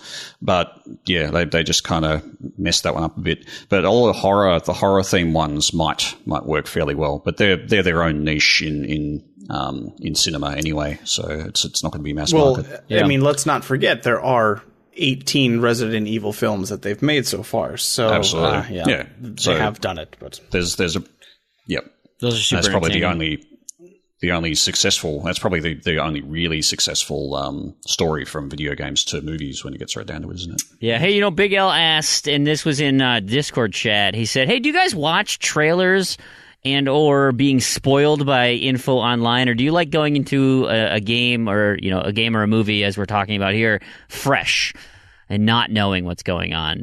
How do you guys treat your radio silence?" Proulx, well, let's start with you, because every time we've mentioned Mass Effect Andromeda, you have this guttural reaction where it sounds like you're moving something. I'm very excited about it. I'm actually a spoiler junkie. I actively... You don't care, huh? No, I actively seek out and consume every spoiler that I possibly can. That is fascinating. Why do you do that? Because because I'm just as interested when I'm sitting there watching or playing something at what is happening in front of me than I am 2 months before it's released. So I have no problem knowing anything about anything. Who broke you? That doesn't sound right. Well, we actually had this entire conversation in Discord, and we brought. I know, and I didn't get a chance to reread it. So we brought up. It was long. It was a long conversation. We brought up signs, right? And that movie is infinitely more interesting when you know the twist than when you don't. To me, anyways. Maybe it's not the case for you. But the second time you watch that film... You mean Sixth Sense. I'm sorry. You're right, Sixth Sense. I was confusing my Shyamalan movies there. Sign's twist is stupid. Yes, it is very stupid. But yeah, so when you're watching The Sixth Sense and the first time, you do have that 1 ounce of a moment. I mean, it's an impactful moment, but you all of a sudden now you understand. But when you rewatch that film and you know what's happening, or you watch it for the first time and you've already been quote unquote spoiled, you watch the film in a whole new light, and you understand what every little piece of that film means. To me, totally agree. And I quoted this. So to me, it's valuable to have the experience of not knowing what it's all about and then being able to go back and rewatch it. I would say the same thing of Fight Club. There is a drastic twist in that movie, and it does make you rewatch it and go and find all the little clues that lead up to that particular point. But knowing the twist would, I think, kind of ruin that experience of when the twist happens. I don't know. I find those things important and that experience important. So to have it kind of spoiled, it takes away from the feeling that you get. And sure, there's the rewatching of things where you know the twist and you can see the leading up to it. You can go and rewatch it and get that feeling anytime you want. But you never ever get that initial burst and initial knowledge of that twist the first time. You never get that back once it's been spoiled. So totally agree. Yeah. Another movie that follows that is Memento. The Guy Ritchie movie, right? Oh, you do yourself a favor. Don't spoil it. I'm pretty watch the movie. Sure I know what it is. I have seen that one. And that one, it's like I don't like rewatching that one because it's like yes, you can look at it in a different light after you know the twist, but it's the build up to that moment where it all kind of comes together, and you're like, oh yeah, all right, and that, pretty much that's the experience. Rewatching it doesn't dramatically change what happens. No, okay, so I clearly I'm in the minority here, and that's okay, that's fine. You're wrong, Proulx. You're just wrong. That was a big part of it. I'd like to hear your take. Yeah. I think it's weird. On one hand, you're in those specific films, the ones that we're talking about, or even like the BioShock twist. To bring it, I was just going to say BioShock. Yeah, to bring it back to games. Yeah. That game is so much more powerful when you know what's happening to you. I don't know. No, I disagree. I totally the thing is that it's more powerful because you are acting in this way and not knowing why, and then when it's revealed to you, that's when it becomes powerful because it's like, it all makes sense now. It's not a case of no. I know exactly why I'm doing all these things right from the get go. I'm trying to do it without actually saying the spoiler. Right. But it's like that's. I can't see how it's more impactful for you to know ahead of time that that's why these things are happening than knowing it and finding out as part of the reveal of the game. And with that being said, too, it's that same thing where the first experience you will never get again. Get back. You do that experience, you get the twist, you get hit by the twist, and you never get that twist again. But when you go back and play it a second time and know what's going to happen, that's a different experience, and it is a very good experience every single time.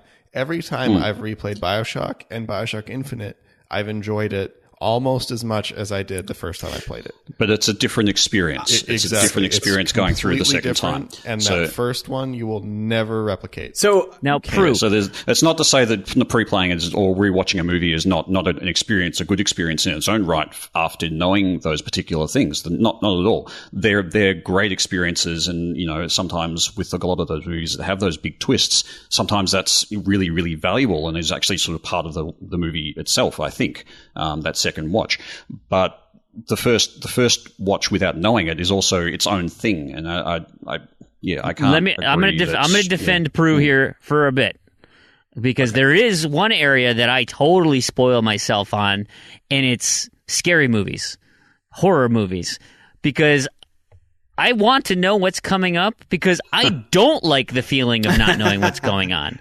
I don't like being scared to that level, but I am very interested in, maybe a gory death scene or an interesting, twist of who the killer is or something like that. I'm very interested in the story part of it. I don't like being scared. And so those I will spoil myself on because that's an experience. Yes, it's different. It's experience I don't want because my heart gets all crazy. I get nervous. I get jumpy. I don't like that. But I do like seeing people's twisted, demented views of the world, and so that I will defend Proulx on that one. That is okay in my view to be spoiled on.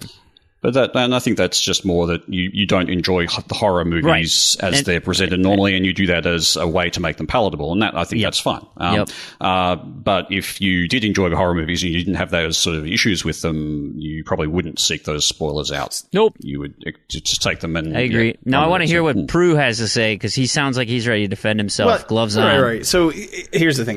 We'll stick with BioShock without giving any spoilers out. Yes, I mean, I understand the initial reaction from that one moment is very impactful, and I understand that, and I have no problem with that, because sometimes I don't actively seek to spoil myself on everything that I care about. I don't it's only if I'm super interested in it, that I'm looking ahead of time what's going on. So I've been surprised by movies or games before without any problem. In fact, I don't think I knew the BioShock spoiler before I actually played the game. That being said, I think it is more enjoyable to know, because here's the thing, and this is the difference between a good twist and a bad twist. If it's a good twist, you're not aware of it, you will have not been aware of what was going on the whole time, which you might say is why you should not be spoiled. But on the other hand, I say that those little subtleties, the tiny clues, that's what makes rewatching it, if you weren't spoiled, or actually playing it through the first time, worth it. Because it's and it's a cheesy quote, but it's a quote I say a lot.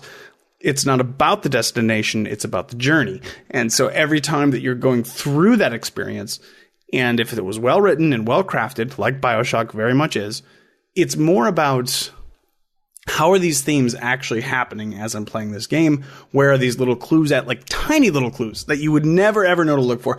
You will have missed, I would say, specifically in BioShock, 80 to 90% of all of this stuff. You'll remember it once you hit the twist. You're like, oh, yeah, I remember. They kept saying it. They said it that one time, or this thing happened this other time, or this event happened. But that entire experience is lost on you. And to be fair, most people, I imagine. But that's the replay. And I was just going to say, and if you replay it, that's fine. But I imagine most people don't replay games, so you're only going to have that initial reaction. You throw away that first. You never get to get up out of your seat and walk around the room because that twist hit you so hard. The twist in Burial at Sea was unbelievable. The twist in BioShock Infinite was the both of them were equally. That's crazy.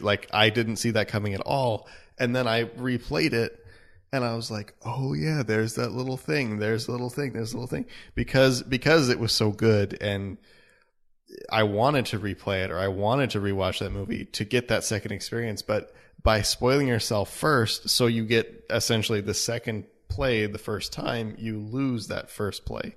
Well, okay, now I'm starting to see Prue's side of it here. That special get up and walk around the room. Come to my rescue, and Fream. I totally agree. That is super impactful. And now I'm kind of seeing Proulx your side. Now I still prefer not to be spoiled. So everybody out there, please don't send me tweets of spoils. I don't. I think I'm glad we killed that room because I was afraid to go in there. But I did not play Toy Story 3. I did not play BioShock again, and I will not play BioShock again. I just don't have time to do it. I haven't seen that movie yet. And so I now know the twist, and I can kind of remember some things before the twist, and I'm like, oh yeah, okay, cool. I will not have that experience. Play the remaster. Well, that's what I'm saying. I just won't do it. I mean, yes, in theory I can, and it's not precluding me from doing it. I'm choosing not to because I've had the full game experience. I've got all the achievements, and I don't need to play it again. If there's enough of a reason to do it again, yeah, sure. I've left my options open. I've left, of course, the other 300 games on my backlog. There are two experiences here then. There's the initial, as it's presented, knowing nothing about the title, going into it, experiencing the story, and then the twist and the oh wow moment and finishing it up. That's one experience. And then there's the playing it through, knowing what the twist is and getting all of the little subtle hints and pointers and things that they sort of left as kind of guides in the game leading up to that point. Right. So there's the two sort of experiences there. And I think what Proulx is saying is that a lot of people miss that second experience because they're not going to go back and replay or rewatch a movie or that sort of thing. And I can sort of get behind that. But from my point of view, I think the initial playthrough, knowing nothing about it and getting that oh wow moment is more important to me than the second playthrough and those little aha sort of, oh, that's why they did that moments. Yeah, I totally agree. I think from my standpoint, it makes, if you are spoiled, it makes the playthrough palatable. Where you're like, you know what, it's okay then. I don't feel as bad, but I'd much rather the other experience. And that's the thing too. I'd take the twist over the and that's knowing every time. Even if I was restricted to one play each, I couldn't ever go back. I would always take the twist. See, that's interesting to me because it's a good twist. Because and Tarragon's exactly right. This is the delineation between these two viewpoints. It's essentially, do you want to have one incredibly impactful moment, like in BioShock? Do you want to play for 20 hours of that experience and then just have this one mind-blowing moment? Or do you want to go through and have this incredibly rich, dense, kind of really clever experience all the way through? And to me, I can lose that moment. But you still have such a good, it's not like you throw everything away. Like, it's still a super right, but I'm only losing. I think what you're downplaying through is that that's it. The thing is that you're playing through. The thing is that you're not playing BioShock for all of those 20 hours just for that one twist moment. You're playing it through going, what on earth is going on here? It's the mystery and it's the not knowing that drives you through that particular part of it. And let's be fair, guys, it's 12 hours. Like, whatever. However long it is. But you're not just playing through going, ha, shooter, blah, blah, blah, blah. You're experiencing the story and sort of wondering what is going on. And you're aware that there's more going on than what you're seeing. And you're waiting for that to be revealed. And that is part of the experience, a part of the story. You can't just sort of say that that's nothing and then go, oh, all you want is the twist, and then the second playthrough is the rich experience. The first playthrough was the rich experience just as much as knowing and seeing all of those little hints. I think it's more of a palatability if someone ruins it for you. I think certainly the three of us, and I don't know where Proulx stands, but the three of us, I would say, please don't spoil anything for me. But if some jackwagon says something and I hear the twist, like, I can now play through and say, okay, well, I'm having a different experience, but I'm enjoying it on a different level. And I'm disappointed because I'd much rather the other experience, but that doesn't take away necessarily from this, unless the game just totally hangs on the twist and it's a garbage game otherwise. Does that make sense? Makes sense to me. Hey, you know what? Big L also asks about achievement lists too. Like, do you guys look at achievement lists before your first playthrough, or do you go in clean and then just get achievements as they pop? Depends on the game. Depends on the game. Depends on the game. So you're okay spoiling your achievements, but not spoiling a twist or something like that. But the achievements, hypocrite. Anything spoilery in the achievements is going to be secret, and there's never. Do you look at the secrets? Sometimes, but I assume I have secrets on by default. So such a hypocrite. I do too, but. And there's never enough information in that achievement to actually give anything away. Like, if you're looking, sometimes, what are you talking sometimes about? There is. Yeah, there is. Main character defeats best friend in the description. Okay, like, not very often. Hello. Now, there are some games that I will look at the achievement list and play one playthrough without even paying attention. Yes. I did that with BioShock Infinite on my first play because I just wanted to have that experience, and the achievements that I got along the way were a bonus. Then I went back and cleaned it up by playing again. Yeah. So, I did look at those achievements in advance, but at the same time, I kind of ignored them on my first play. Yeah, it really depends on the game. If it's a game that I'm really looking forward to, say like Red Dead Redemption 2, I'm pretty much guaranteed to not look at the achievement lists for when I start the game. I'm just going to go in and play. And I'll probably start looking at the achievement list after I've gotten halfway through the story or something like that, just to sort of see if there's things that I might want to go back or miss or whatever. But it's games that I'm really looking forward to, like Mass Effect Andromeda, pretty much not really paying much attention to the achievement list at all. You really got to get that hernia looked at. Red Dead Redemption 2, I'm probably not going to look at. If it's a game that I'm picking up just for points, yeah, of course I'm going to look at the achievement list because I'm trying to optimize my path through that. Games that I've already sunk a certain amount of time into, I'll probably start looking at the achievement list then because I'm looking to mop it up. Yeah. But yeah, certainly for games, it really just depends on what I'm playing the game for. If it's just for the points, yeah, I'll look at the achievements. If it's just because I'm really into that game and I want to experience the game, then no, I will stay away from them because I don't want to divert my experience just based upon a set of achievements. I'd rather experience the game for the game rather than I do this weird thing with one weird trick. I do this thing where with all the games that we get in, I will go on to TA and I look at the full list and I type them out into an Excel sheet. So like I have my games list with all the achievements that are open because I sometimes like to write notes or progress or something like that. So I have this master catalog of all my things. And for me, it's just kind of fun and cathartic to actually type them out. And so I look at every achievement list. I type out the name and the gamer score and the description. Now, this is why you have no time for him. Yeah. Well, I do like one a day. It takes like 10 minutes, and and if it's a secret, I'll leave it a secret. But I have secrets on by default as well. Like I'll see the description, and because I haven't played the game, and maybe I have no context for what they are, and I rarely get to these games on time. And so, like, I'll see all this list and I'd be, oh, this is kind of a clever achievement. Oh, my God, I got to kill 1,000 dudes. Oh, I have to do this. I have to do...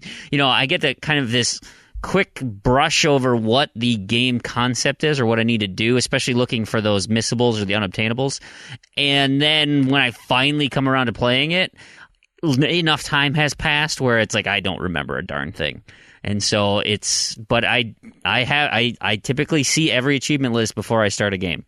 Yeah, I don't. Whether I pay attention. I don't. I'm more on Tarragon's side. Like for example, we were talking Rocket League. I played it at my friend's house and I had so much fun. I knew I just wanted it, so I didn't even look. I still don't even really know all the achievements I need to have for it. But the Mass Effect Andromeda achievements came out last week, and I looked at them and. Even the secret ones didn't bother me because spoilers. So it depends. It depends. Mass Effect is a game that I want to have all the achievements in, and I want to experience it. So I'm going to look at them. Rocket League is just a fun game that I want to play, and then it's just a spectrum. And most of the time, I'll at least take a look before I start. Sometimes I don't, and then I get kind of backed into a corner, but it happens. Yeah. I had one final question on my friend feed I want to touch on. I know, Tarragon, you got a few too, but it's from Rocker Dude 5012. He asks, what is your most used or favorite feature so far on this console generation? Some might say it's not quite complete, but anyway, he also adds, for me, it's game sharing. I would not have a backlog quite as large as this one is without it. You can certainly relate to that, I'm sure, friend. I totally do. I am 100% on board. Game sharing is freaking awesome, but I'm torn between game share or backwards compatibility, to be honest. That's a good one. I don't know. I don't know what I like more. I think it's... I really don't know. I can't pick. Someone pick for me. Tarragon, what's your favorite? I'd probably have to lean towards game sharing. But I think the other thing that's really big that I do use a lot, and particularly for Elite stuff, is the screen capture. Screen capture. And that's been a big thing for a lot of people. And certainly, being able to just take screenshots straight off the game is awesome. So that's probably my second. But I think game sharing's definitely far and away the biggest best thing that's come out so far. I'm split between two. The controller, the account picker, so you don't have to restart your console every time you plug in a new controller and want to switch accounts or whatever. Not switch accounts necessarily, but switch controllers around. And the unthrottled downloads. Oh, because that is a big deal for it. Because I basically don't. Games are so big these days. Well, not just that, but even on the 360, I mean I have not a super blazing fast internet speed, but I get decent speeds. Decent enough that I can download basically any game in a reasonable amount of time, except on the 360, where I get 500 megs an hour, which means it takes me a day to download one game, which is not my internet speed. And that's on every one of my boxes, and they're throttled.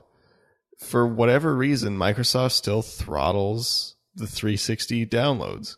I wonder if that's a hardware. Limitation. Whether just can't keep up with the higher speeds. They've got fast ports on them. I mean, I don't see what else. Yeah, I mean they might have fast ports, but whatever's reading from those ports may not be able to keep up with. Maybe I don't know. It's weird, but I mean, I assume that happens to everybody. It happens on every console I've ever had. Yeah, I can certainly. I mean, on the same network, I see slower speeds downloading onto my 360s than on the Xbox One. That's for sure. And the other thing, too, is not only are they slow, if it fails, which it probably will at some point in that 16 hours, sometimes it just deletes itself or has to start over from scratch for no apparent reason. It doesn't pick up where it left off. Stupid. And there's no IP locking on the one, which is nice. But... yeah, that's more of an issue for me personally. Lack of region locking on the Xbox One is probably a close third, actually. In my list there. Besides the Chinese titles. But I mean that's kind of its own. You know what's really nice in relation to what you were just talking about, Randy, is background downloading on the one. Yes. Because obviously before you had to just download stuff. You couldn't just keep doing what you're doing. And the 360 just couldn't handle it. I mean, the 360 could do it, but it always interrupts it whenever there's any kind of hint of anything multiplayer, which is also the shoot. I forgot where I was going there. You'll get there. Keep at it. But what I was going to say... Don't give up. What I was going to say... Use your words. What I was going to say, which has actually become even more useful with this most recent update, but which has been super useful to me the entire generation, is achievement tracking, native achievement tracking. So we can keep an eye on, if it's actually being used, which it should, I think, be mandatory at this point. It's super useful, but now with this, when they changed from Snap to this overlay, I have been using that thing basically nonstop since I got that update. It's super awesome. I wish they'd released that already. My achievement, I don't know if it's just me, but my achievement things on my Xbox One are just so unreliable at the moment. I'll go into a game, I can't even, I'll load up the achievements app and it just basically spins for a while and then times out with an error and it's just oh, great, okay. And I go into the quick one, so you go to your quick dashboard thing, and usually that works, but sometimes it just says, you must start a game to see the achievements. I'm I'm in a game, and there's no way to refresh it. It's and so sometimes I just cannot see the tracking on achievements, which is really frustrating for an achievement hunter like myself. So hopefully it fixes with the new. That's update. A good one too, Proulx. Man, so that's 3 features I am just gaga over. I don't know what to pick. It's got to be game sharing, I think. After stealing Tarragon's entire library, that's a big library. All right, there's my winner. Fantastic. Tarragon, you got a couple comments. Just the one that was from a little while ago that I thought was worth touching on. It was in response to my winning the early access challenge achievement in Mass Effect Andromeda. Proulx? There we go. Elio said that he didn't know challenges still existed, with a shock emoticon. Well, yes, they actually do. They are a rare beast these days, though, but most of the EA Access titles will have them for their first, or for the early access ones, will have their early access challenge, but that's about the only thing there. And Forza Horizon 3 and State of Decay, I think, are the only other sort of games that release challenges on any kind of regular basis. Right. So pretty much everything else is dead except for the early access stuff from EA. Yeah, so challenges. still out there. They exist. Hey, so speaking of Mass Effect, I got my final two comments are I got one from Buffs, and he says, "Hey, how is March Effect going? Is everyone partaking in the early access for Andromeda?" And Beer Me 7 asks, "Hey, having only played 10 minutes of the first Mass Effect, do you think it's possible to still pick up and play Andromeda with a positive experience?" I'll address that last one first. Yes, absolutely. Andromeda is its own thing. It makes references to it's in the same universe. A lot of the tech and a lot of the things are similar, but you don't need to know any of that stuff to be able to pick up Andromeda. It's its own story with a few little references back to the originals, but nothing you need to really know about. Absolutely, you could jump in. No problem. Wonderful. And so, we'll get to for Buffs, we'll get to that in our recaps coming up here. But before we go there, we should crown an email of the week. You guys have a favorite here that you think should be the winner? I got my personal pick is the T-Virus Tyrant sequels or new IP announcements. I thought that led to a nice, healthy discussion on what we would like to see. Yeah. Movies was a good one too. I was actually thinking the spoilers. The spoiler talk was probably the biggest too. one. Yeah, because we went off on that. Yeah, and you guys were all wrong at the same time. That was a really good topic. I don't know. I know, it's amazing. Oh my God, we actually have to give Big L a treat. Oh huh? no, wait, was it L? Yeah. Sorry, it was the other one. Go back to the other one. Go back to the other one. Okay. Yep. Way to go, Big L. You are the email of the week or comment of the week from Discord, I think is where that came from, or on my friend feed, so nice work. Now let's move into recap. The big talk is Mass Effect, and so why don't I start with gotta get that Mass Effect hernia looked at, Drew. My Mass Effect run is... so I'll do a little bit of my recap here. I have been playing a ton of Mass Effect, the first one. Right, I don't have access to Andromeda yet. I have to wait until the 21st, like Proulx, like a savages. Yep. And so I'm working through the first game. Okay, so here we have it. I went and looked. I did the walkthrough, and I was looking at the Liara achievement, right, as the ally. Because we had talked last show that no, because I had done a bunch of stuff. And that I would probably preclude myself from getting that achievement. Well, I actually looked. Turns out I didn't actually complete any of the quests. Like, I did a lot of, legs of those quests, but none of them, quote-unquote, completed. So I actually am literally at the exact same spot where I grabbed Liara as the walkthrough. So having only done 4 quests, completed 4 quests, some of the stuff, unavoidable stuff in Eden Prime and whatnot, then to get her. And so it's like, oh, okay, well... This will set the tone as to whether or not I will even consider doing multiple playthroughs. As I'm doing Liara and Garrus, those are my 2 allies. I am fully on board with those guys, and really the main thing is if I get the Liara achievement, then I will consider a second playthrough. If it glitches out on me and I don't get it, then that's it. I'm done. I did the one playthrough, and so be it. I will say I'm thoroughly enjoying the game. We'll start with that. It's super fun. I really like how rich the world is. I like how there are so many options in dialogue where you don't get a sense of this is how I should answer, and it's kind of a fault too, is you look at it and it says no way, and you click on no way, and it's you idiot, and you start yelling at a guy, and it's whoa, that's not what I thought that was going to be, so that kind of works against it. But the other thing is you don't... Did you missed the exclamation point on that no way. Yeah, maybe. But, or is it doing the LA Noire... So you just no, you don't agree with that one. Throw off the table and. So there's some of that, and it's okay, well, that's not quite where I wanted to. The sentence you posted as my response is a perfectly legitimate answer to that, and all of a sudden, Shep decides I need to change it. I'm not even going to use those words in my response. Suffice it to say, it certainly doesn't detract from the game, but it does lead to these kind of dialogue trees where you're oh, okay, cool. Like, I can totally see how another playthrough of this would still be as surprising and interesting as this initial playthrough, is because it's constantly changing and evolving. Sure. I am well into my romance with Caden. We're on purpose? Because I Hang on, Caden, are you a chick, male dude. or female ship? No, I'm a female ship. Okay. I mean, that's my only option, right? The best ship. Like, I can't do Liara as fem ship, right?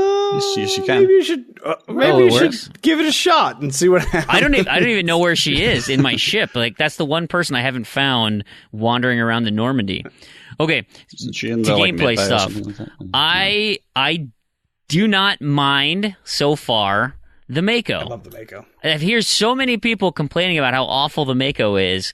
I had no problem with the mako. It's not that bad. I love the mako. It's great. I will admit, I got wrecked by that Thresher Maw like a ton of times. A ton of times. Get used to that. Yeah, and because I feel like even though I have combat on easy right now, because I want to experience the story, I don't really want to care that much. I feel like once my shields go down, I am just dead. Like you go from like, hey, you're damaged, dead. It's not really like I'm not a bullet sponge at all. Well, like how I feel like I should be. And so I'm curious on my insanity run or a hardcore run, like, is it just all one shot kills, or do I need super? I don't know. The other thing, your insanity run you will play through with a buffed up character. That's true. That's or you true. Should. So I'll be at level 20 something, 30. What I got it up to level 60. It is tough though. It is 60 in that gun, isn't it? Yeah, it goes up to 60. It only goes up to 30 in Mass Effect 2. So I've been doing a ton of... So I've been going around surveying everything, doing all the side missions. I'm completely avoiding Novertis as, like the Plague and Pharos. Like, I'm not doing anything with the story right now. I am just doing all side missions, and that's starting to wear on me a little bit. It's like, I should maybe just go do one to get a little jolt of story, because... flying around doing these. Now, I do like that the missions are short. It's a fetch quest here. It's maybe a couple dialogue options here. I don't like it when I feel like I gotta go tell this guy off, and then he's like, let me present a alternate scenario for you. And you're like, oh, crap. Now I gotta go back to the first guy who happens to be 3 rooms over and deal with, that's, whatever. Suffice to say, so it sounds like you're enjoying it. I am enjoying it. I really am. So I'm excited to, the problem is I won't finish before the 21st. That's just not going to happen. But I certainly am going to see it through to the end, and hopefully I can finish it in the month of March and start up, and I think I will start up Andromeda right after Mass Effect 1 here. Although, if the ending's that great, maybe I'll move into 2. I don't know. We'll see. So... I'll get back into some more stuff that I'm playing. Let's talk about Tarragon and your Mass Effect Andromeda experience. Well, I don't want to. Well, there's not really a lot to talk about. Just that it's a massive game. I've barely scratched the surface of it. And how long have you played? 3-4 hours maybe. Okay. And so there's sort of like your sort of first kind of. You wake up out of cryostasis. That's not really a spoiler, man. Come on, it happens right at the start. Get over it. But yeah, you go and you end up on this planet and do some stuff, and you have your sort of first encounters with things, and that's all fine. And you get to the equivalent of the Citadel from the first Mass Effects, and that's sort of like, okay, you've got some stuff to do there. And it's just you get the sense immediately that all that they're showing you at the moment is just the smallest glimpse of how big this entire universe is. And it's like there's like one planet with all these bits of it locked off and bits that you just didn't get to explore in part of your sort of bit there. So obviously you're going to go back there. And then there's the Nexus, which is, lots of it are closed off because they're like repairing bits and pieces of it or building it up or whatever. And it's like, okay, there's going to be a lot more to do there. And then it's like, okay, go off to this planet and do this thing. It's like, okay, well, that's like one other planet out of however many they're going to have in this game. I don't know, but it's huge. I'm really liking it so far. I really like the character. I picked Sarah. You get a choice between a male or a female character at the start. Right. And funnily enough, Sarah is actually the top option, the first option. So it's sort of the default. So I'm really enjoying that character. And it's the kind of game that I don't want to rush through, and I just want to go and explore all the things and listen to all the little bits of dialogue. And, there's just so much going on and so much little touches and details in there that you kind of just want to just wander around and listen to people talk to each other, having nothing to do with what you're doing. So yeah, it is a Mass Effect. Proulx, when you start it, I don't think you will be disappointed at all. I think you will absolutely love this and probably not put it down for 3 weeks. It's probably all we're going to hear about from I can't if we even wait. see you. I'm so excited. Again. So excited. I did jump into the multiplayer just quickly. If you do happen to have the early access, the challenge is for doing the tutorial mission in the multiplayer side of things. So make sure you pick that up before it runs out. The multiplayer does look exactly the same, just on a cursory sort of glance, it looks exactly the same as what they had in Mass Effect 3. So it's probably just that plus more. Okay. And I've already come to the bit where they've tied into the single player. There's like a section where you send off people to do these Apex missions in single player, and that ties to the multiplayer, which is the Apex mission side of things. So that's sort of how that all. It's like the together. galactic readiness stuff again. Kind of like that, yeah. I haven't seen how it actually affects, like what it affects in the game, but I think you probably just like unlock more resources for your single player stuff, and but it's certainly not mandatory. All right. Yeah, it's good. Big. Cool. It's probably going to take me a long time to get through it because I still want to obviously spend time in Elite Dangerous, which is that other big beast of a game that. Well, here's the thing: you can explore Milky Way in Elite Dangerous, and then you can explore Andromeda in Andromeda. So. And it's right. That's exactly right. Win-win. Any other Mass Effect gaming in your Yeah, I'm still working through Mass Effect 2, the Japanese version of that. So I've unlocked a few more in that. It's funny with the Mass Effect games. I think once you've played them, particularly Mass Effect 2 and probably 3, once you've played the stories and you know all of the different options, playing through it again is actually relatively quick. It's like there's sort of like, okay, there's maybe 5 or 6 kind of big set piece bits that you've got to get through, and then there's all of the dilly dallying around getting your allies and getting their loyalties up and that sort of stuff. But everything else is kind of like side stuff that you don't really need to worry about too much if you just want to get through the game quickly. But it's I mean, Mass Effect kind of shines because of all the fleshed out side mission stuff that you can go and do. That's not necessarily mandatory for achievements or mandatory to complete the game, but it's just really makes it a rich, interesting universe and game to explore. So, nice. All starting all over again with Andromeda. Brilliant. Do anybody else have any Mass Effect stuff, or should we let Tarragon finish up the rest of his list? Not yet. I think that's your answer. Let's hear it, Tarragon. What else you been up to?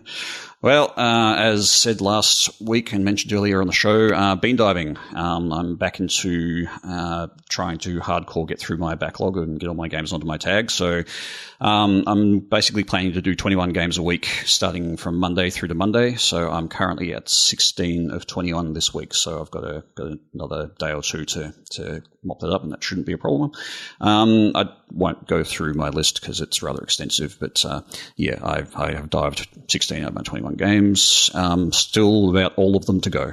I had a couple of games that I sort of looked at and wasn't able to dive for various reasons. Absolute Blazing Infinity, which is one of those obscure Japanese games. It's actually a turn-based strategy RPG. And the achievements in it all look like they're essentially complete a long-winded quest, which is a long way through the game.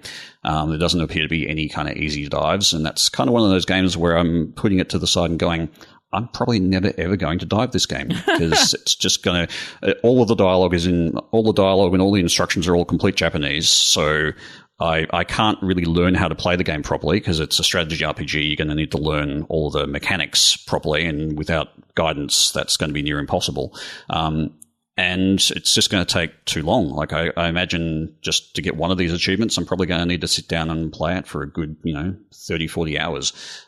Without guidance, that's probably not going to happen. So I think that's going to be on my backlog of never going to dive it, unfortunately, games. Another one was Alekine's Gun, which I had no idea what this game actually was. I just think I picked it up on sale. And it plays a little bit like a stealth sort of, it's almost... okay, well, the start of the game is you're basically thrown into 1943. You go into like a German sort of Nazi sort of area, and your first thing is you got to sneak in there, and you got to kill someone and take the uniform, and then you can walk around freely around the area and try not to attract suspicion. But it's sort of one of those stealth-based do objectives kinds of games, and yeah, it's the first achievement you can get, and that is for completing the first level. And I was probably an hour in, and I sort of died and realized I hadn't saved, and it wasn't one of those checkpoint ones. Oh, so no. there was no checkpoint. I had to restart the whole thing again, and I just went, yeah, no, I'm going to come back to that some other time. So I'll get that one, but it's it was a little bit frustrating. So yeah, I think the only other notable game was Titanfall. Continuing on with the UK group on our Sunday morning or Sunday morning for them, Sunday evening for me.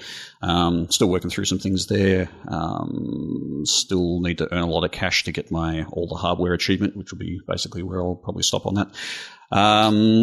And I've done absolutely nothing on the random to-do list this week, except for working on Mass Effect 2, which is on there. But yeah, I've kind of stalled a bit on that, but I've had other things to focus on, like bean diving. And that's about it for me. There you have I it. made a lot of progress on my random to-do list this week. Let's hear it, Randy. Well, so as you mentioned, Kane & Lynch, that was on my random to-do list. The other game that I got on my to-do list that I completed was Ghostbusters, which has been a long time coming. I finished the multiplayer months ago and didn't get back to the single player, which is really good. Really great game. Had a lot of fun with it and completed it. Got a random to-do list. Quake 4 was my highest ratio achievement on my list this month, 9.06. So big points there. Nice. That took like 3 hours or something. I don't know. It's really easy achievement and a ridiculously high ratio. The only thing that makes it at all annoying is that it takes 4 accounts, which I have. So so in other words, it's really easy if you happen to have 4 Xboxes and 4 accounts. But even if you even if you did a boosting session, you could probably get that achievement for 4 people in a 4-hour boosting session. Okay. So it's because nobody plays. Like it's not like you need 4 boxes to coordinate or anything. It's just you get a 4-player multiplayer achievement that if you're going for it, doesn't take very long. So that was a nice one. I played a little bit of Jetpack Refueled, just kind of picking away at that when I get a chance. Funny thing, one of the highest ratio achievements in that game is just for beating the game, is for getting through all the levels, which is really tedious, it turns out. I mean, the game is mostly fun, but it's kind of annoying and gets repetitive very quickly. So I just pick away at that when I have a few minutes here and there. I got another random to-do list achievement in Bad Company 2, which was very nice that I was able to download this on my Xbox One, so it didn't take me 9 hours to download it. That was for getting 50 shotgun kills. I completed 1 mission, and I probably won't play this until I get another random to-do list achievement, probably next month, because it seems to show up every month. It's not rigged, honestly. No, it's just coincidence. Bad Company 2, 007 Bloodstone, and Thrillville Off the Rails are like every month, every time. But then again, with your completion percentage, it's probably not that surprising. I was going to say, you know how to get rid of them? Yeah, complete them. Well, yeah, that's what I plan on doing. I mean, Bloodstone is like 100+ hours, but that's another thing. But they're not even like. I expect to see like Saints Row, because that's got like 70 achievements. But I guess DLC achievements don't get picked up. So I don't know. It's weird, but I mean, I've had months where I get like 3 achievements from Thrillville. And I mean, yeah, I have an 82% completion, but I also have like 2,000 plus eligible achievements to be picked. So getting it's just the nature of random. Yeah, I think the best quote I've heard about random is that randomness is clumpy. It's just as likely that you'll get several achievements from the same game as you are from 3 completely different games. It's just gets right down to it. I just noticed those ones, so I decided I should. The Bad Company achievement was really easy to get, and it's a game that that's one I actually don't mind just doing a level of here and there when I get it on the random to-do list, because I don't really care for the story. Like the plot just doesn't interest me. It's a game that's really easy to go back to and pick up without having to relearn all the controls. So, and all the collectible tracking is really good. So I can go clean up what I miss when I'm actually going for the completion. And in the meantime, if I get an easy achievement for my random to-do list, I can just pop on and do it. So that was one of them. I played 1 level, got the achievement, and a couple others. Probably won't play it again until next month, if it even comes up next month. Guitar Hero Live, almost done. Almost. I'm 25,000 strums away. Oof. So I will probably get that tomorrow. And then you'll probably hear about it for 1 more week, and after that it will be in the box and never be opened again, probably. Probably. And is that the box that you put the fuel on and light on fire? No, I won't do that. I'm not gonna burn one of my games, even though it's annoying. And then the last one was Space Trek. I've been playing Space Trek with Proulx. He's been playing Star Trek. Lizards. Star Trek with Proulx. Space lizards and Captain Clark and Darth Vader. No, Darth Vader's not in the game. Okay, I'm not going to get into it. running through the. He does this the entire time we play the game too. The Starship Falcon. I figured. Space hold bugs, on. Space guns. Randy driving a joke into the ground. That doesn't sound like him. You should hear me when we play this game. I don't know why Proulx asked me to play Space Trek with him. Because nobody else would. It's going to happen for all of the playthroughs, and everything is space. So we got space lizards, space lasers, space guns, space bugs. I don't know, space cars, and space Earths. Space was attacking us. It was. You have to be careful.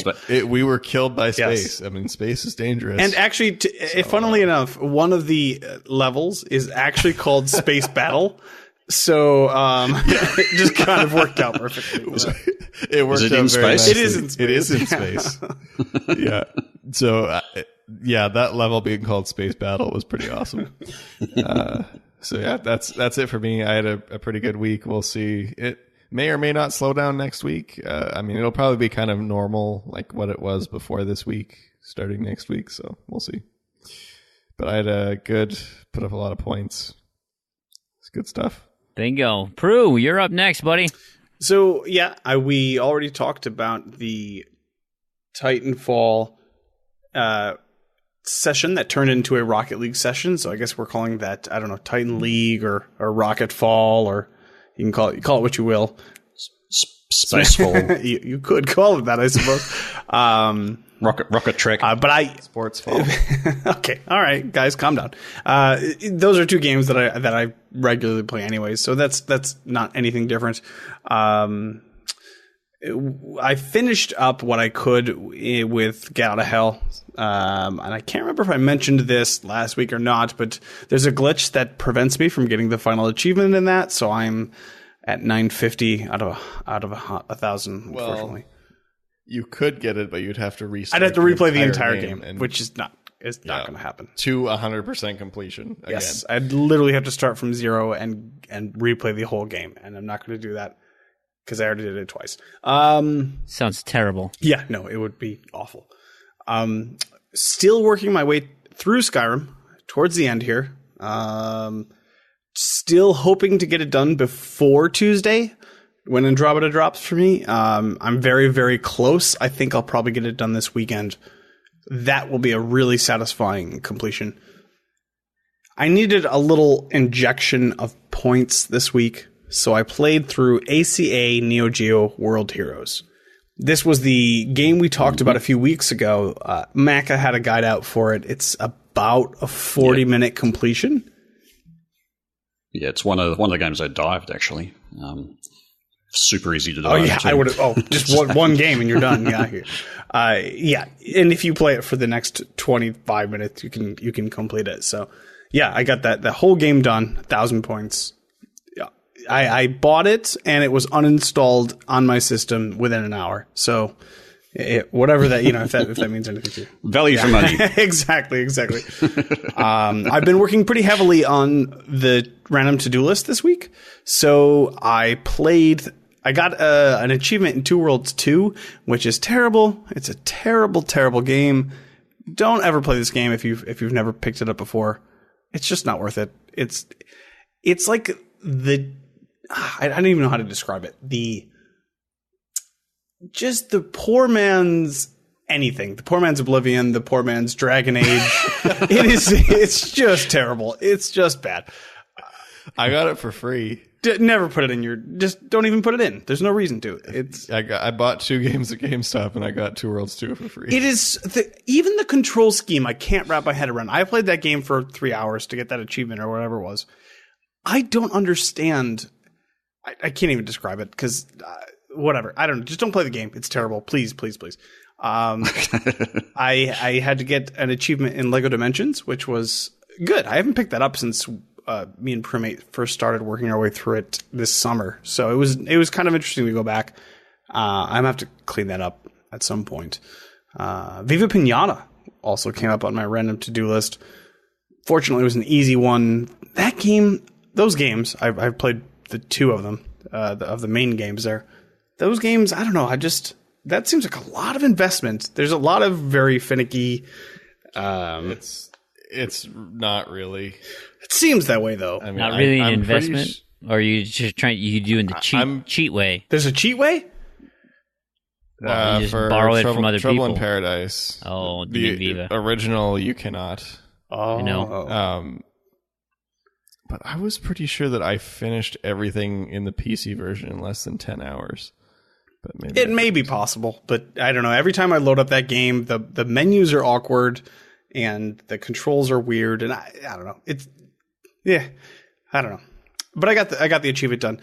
I also basically had to replay through the first Amazing Spider-Man game to get one of the collectible achievements for the random to-do list, and I did it.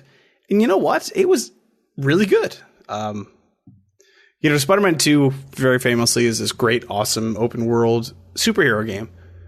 The Amazing Spider-Man is very much in line with that. I remember Spider-Man 3 being not great, but Amazing Spider-Man obviously came out after that, and it's solid. The combat's good. It's very, very Arkham Asylum-esque, and I'm sure it borrowed a lot from that. But it was playing through those levels again with the combat, and it is very stealth heavy for a Spider-Man game, which is strange. But the mechanics are solid and it's fun. It's not bad. So those were the random to-do list stuff I did. Randy mentioned we're working our way through Star Trek. It's a game I played when it first came out, and I needed to do a couple more playthroughs. And since I've been playing so much Saints Row with him, I said, you know what? You've got to suffer through something with me. And so we're going through Star Trek. It's bad. It's not great. I've heard it's pretty bad. The space bugs. There are so many space bugs. And they're kind of amazing. Like, they're kind of the best kind of space bugs. Yeah. Like, the one that we encountered twice, which is great that it's consistently buggy, is you go up an elevator or down an elevator, so you can never tell. And Randy, it's down an elevator because we start from the bridge, which is on the top of the saucer section. We went through this, Randy. Come on now. I'm kidding. No, I know, I'm kidding. Go ahead and tell the bug. So anyway, you go down this elevator, and it's everything looks fine, everything looks normal. Then once you hit your destination, your people all kind of like pop up through the floor, like all 3 people in the elevator, and then all of the textures and the lighting immediately change. Yeah. Very seriously. It's like really blatant. Like it's not like they tried to cover it up at all. It's just like, bam, textures through the floor. Yep. Yeah. People pop through the floor in like almost every kind of like camera angle change. So like when it goes from gameplay to dialogue, pop through the floor. When it ends, pop through the floor. Yeah, when we were playing in the one space battle that is actually in the game. Scotty. Yeah, Scotty shows up in space just to kind of hang out, floating out there. Yeah, so for some reason, there's a cutscene with Scotty, and you're in the ship, and then you're talking and whatever. And then it loads to the game, but right after it loads the game, for like 2 frames, Scotty is just like, the kind of normal like displaying a 3D model look with the arms out and like arms and legs spread out so you can see them. There's Scotty doing that just in space for like 2 frames, and then it goes away, and then you're playing. So it's just weird stuff like that constantly. I'm sure it'll be a fun 2 playthroughs that we still have to go through. So, but we did get one of the worst achievements out of the way. We did. It was the space battle, and achievement. We saw lots of Scotty. So yeah, we probably replayed it for a good hour and a half, I'd say, or so. You have to beat this space mission with above an 85% hull rating. So basically, without taking a certain amount of damage. I mean, you have to be really good at the space. Yeah, you have to kind of play it over and over again to get good at it. But yeah, so that's everything I've been playing this week. Delightful. I forgot. So 2 things. I've been putting a decent amount of time into Microsoft Solitaire. I have preloaded my 100 games of free cell. I'm at 97, I think 98 or whatever. They take like 5 minutes to do at most. I'm working on Spider now. That one's a little bit longer, but it's super easy. I wish I do the challenge ones where like you do 2 suits. That's way more fun, but it's not cost effective or time effective. So I'm just slogging through that. And I've been doing my daily check-ins now for quite some time on Prominence Poker, and I am now a $1 million chip holder. I got the millionaire achievement. There's some discussion about billionaire, but I'm not as serious of doing the billionaire as some others who maybe are signing on multiple accounts and getting multiple dailies and trading and all that. That's the next level. I just don't think. I mean, I don't know. I don't know the discussion, the extent of what's going on, but it's just I don't quite think that people realize how long it takes to get 1 billion chips in that game. It is obscene. It's like a billion is like 1,000+ days of like many accounts. So it's like, I mean, I don't know. It sounds like it's right up your alley, Crandy. Yeah, I know right. It does. Unfortunately, He's going to start it tomorrow. And then the issue of not only accumulating 1 billion chips, because that's one thing. I mean, if you get a few hundred people, then maybe, but transferring them. So how do you transfer them? And somebody's going to steal them. Someone's going to steal them. It's possible. Like 5th person in. It's entirely possible. I mean, I've done this before. I'm rich. I've done Kane and Lynch. I've done Fight Night belts. Someone's going to steal them. Yeah. All right, so that I think that's going to do it for our recaps. We have a few things to update in the competitions and challenges and whatnot. One thing I want to mention is if you're working on the mOCAS this month, it's the This Is Madness, where you unlock teams for the NCAA tournament. Well, Xtowers, if you look in the forums, forum.z2z.com, Xtowers has put together a really kind of fun spreadsheet that'll help you delineate where your achievements should go. Go onto the site. You can open up his little Google Doc there, his spreadsheet, and put your own achievement list in there, and it'll help you disseminate what schools you should be going for and whatnot. I'm doing something very manual on my end, but you can bet that there's a spreadsheet involved. Anyway, that's good. That's quite the doozy of a contest. Should be a lot of fun. Are you guys You guys don't like sports ball like we do, right? So that's yeah. No. You bums. Anyway, Sports what? any Google didn't know what sports GTASC ball was. any GTASC news that we need to do? I think we lost some people. NBA Kirkland and Doughboy, both of them booted out of the GTASC individual contest last week. Sorry, we got gents. really close last week too. We were a little dicey. You were only a couple hundred points like above. 150 points from cutoff. What the heck? Planning was working late, trying to get some points on right at the end there. I was talking to him whilst I was working on the bonus code. Nice. What's kind of going on for the week then? What are you planning on doing this week? Tarragon, you're diving more games. Anything in particular that's interesting?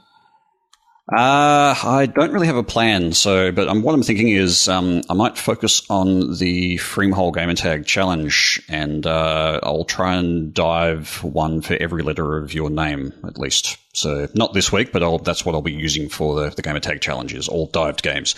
Just because, why not? Other than that, I've got to focus on the random to-do list this week because there's not much left of the month. So if I don't get onto them now, I won't ever. Mass Effect. All Mass Effect, all day. Yep. So that hernia. Wow. I know, you gotta get that checked out. And and Elite, of course, checking in there daily. Not much news on the player faction side of things, but I get involved with there's a mode in there, sort of like an advanced sort of late game kind of thing called Power Play, which I've been getting involved with a bit. So, but all of that is asides from achievements. So I will hand off to someone else. Proulx can go. What are you up to this week, Proulx? Yep, I'm going to finish Skyrim before Tuesday, because when I get home from Tuesday until when I call in from work and quit. For the rest of the week so that I can just play Mass Effect. No, it's going to be Mass Effect for sure. Up until Tuesday, I got to get everything I want to get done. Then from Tuesday evening, as soon as I get home, I might do some multiplayer stuff that I have planned because I do a couple different sessions, but it's basically going to be Andromeda from that point forward until at least I think October. So yeah. Awesome. Randy, what are you planning to do this week? My plan is to probably complete another game off my random to-do list. Complete Guitar Hero, of course. I mean, that's number one. But either between Skylanders, Spyro's Adventure, or Halo 4, I think, and maybe Transformers.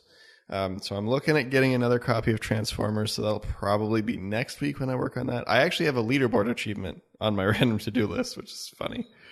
An easy leaderboard achievement, but it is still a real leaderboard achievement. So there's some multiplayer to boost in Transformers. Which Transformers? And Revenge of the Fallen. Okay. I also need a complete copy of it because the one I have is just a disc. So I'll pick up one of those. Probably maybe just work through the whole thing, depending on how long it is. That'll probably be next week. But yeah, either Halo 4 or Skylanders and Guitar Hero. And then I want to do a lot of cleanup because I have some easy games from my completion binge that are just sitting ready to complete without a lot of effort on my tag that I just want to be done with. Got Truth or Lies, Sonic CD, and Buku Sudoku Mexican version. So I'll probably finish those up now that Guitar Hero is going to be done, because now there's no super urgent things to do. So back to being tidy. And I think that's going to be pretty much it for me. Nice. I'm still working on Mass Effect 1. I'll certainly be putting a lot of time into that. I had the delusion of finishing Whispering Willows and doing the Omerta DLC as part of my gamertag challenge. Not sure I'm going to get to those, but those are also on the list. And at some point, I'll probably just take a night and go through the rest of my letters. Turns out I've only been playing like 4 different games. I'm looking at these lists because I need more achievements, just the volume of achievements, so I can start doing some NCAA schools. I have my list, and I've only got like 30 some achievements here, and it's like I don't think I have any schools even covered, let alone one school, let alone 64 of them. There's only 600 achievements to do. Get on the bean dive train, Fream. Yeah. Just go through the list and just dive them all. Just start chopping away. Well, we'll see. Yep. I got to spend so much time in Mass Effect so I can get onto the Mass Effect Andromeda boat. I want to get into that. I think that's right up my alley. I'm excited. I talk a big game though, so we'll see. What about our knobs and discos, our home for unobtainable and discontinued achievements? Let's bring this thing home. Looks like we got a doozy of a list here. Yeah, some good, some bad. Paladins had an unobtainable, but that's now been patched. So if you're holding off playing that game because of that, that's done now, so you can go back to it. Verdun, it's a game that's just been released, and it has an unobtainable. Is it Furchtloss und True or whatever. I don't know what that means. But yeah, it's unobtainable, unfortunately, at this stage. OneDrive, the app, that's been updated to UWP. I think might have mentioned this before, but it has been officially, all the achievements in that are discontinued now. And Gun Brothers on Windows Phone. There were a couple of achievements for, it's like one called Bro Up and Buffed Up, and I think they're for buying certain buffs in the game. The Bro Ops server is down, which means that those achievements are now no longer obtainable. So yeah, discontinued, or at least partly discontinued, depending.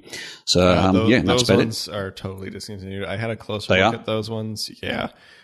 So it's a server. It's like a challenge server, like a daily challenge type thing. Yep. And the last win was like early 2016. So oh wow, so it's been a while. Yeah, it's been a while, but it was kind of questionable because that game was like nobody really had it because it was delisted. Nobody's really playing it because it was one of those really terrible glue games. And then it was like, oh well, maybe the servers are just spotty. Maybe nobody has it. So, but somebody did actually test the connection to the servers, and it's gone. Yeah, I think I've actually got this game, but I think I looked at it and started playing it, and then went, no, just deleted it off my phone. Yeah, it's one of those rare games. I have it on my Windows Phone 7, and it can be reinstalled on a 10. But yeah, it was just one that was like, do I really want to do this dumb free-to-play game that's all buggy and glitchy? Probably not. Nope. So it just never was a priority. Now it will be uninstalled. Yep. There you have it. Wipe it. Awesome. Hey, how about we head up into the review world? Review Zed. Damien, why don't you take it away here? This week's Review Zed, we're talking about Uncanny Valley, which is I think it's supposed to be a survival horror. Developed by Cowardly Creations and published by Degrati? Yeah. Like a Ducati, but you dig it. Okay. Distribution. Digarati distribution, yeah. And it has an Xbox Live store price of $12.99 or your regional equivalent. So I wouldn't call this game a survival horror. It's much more, to me, an adventure game. Really, at its core, like it's a very story-driven adventure game, and the thing that drew me to it, I really enjoyed it, was the story and all of the different outcomes. Though, can we first just go over the fact this was done in 8-bit? I don't know why. It's supposed to be reminiscent of games of yore, but it's not. Well, no. Whenever you do 8-bit graphics, you're trying to recreate those games of yore, and that's why I'm sitting going, "What's this trying to recreate?" I mean, there were no games like this on the Super Nintendo. There were no games like this on the Sega Genesis. Or the 8-bit. I ever played. Yeah, or the 8-bit. Yeah. So I don't know. I mean, this is a little nice. I'd probably call this 16-bit, but I mean, it's pixel graphics. Yeah, it's definitely the usual. It's the standard look of pixel graphics. It looks just like Party Hard. It looks just like what was the other one we did recently? There's so many. I mean, the fact is, well, there's so many of the games that are doing it. Again, just for me, this was a cutting corners to save times on development, which... Now, to be fair, I think it was developed by like 4 people, so I get it.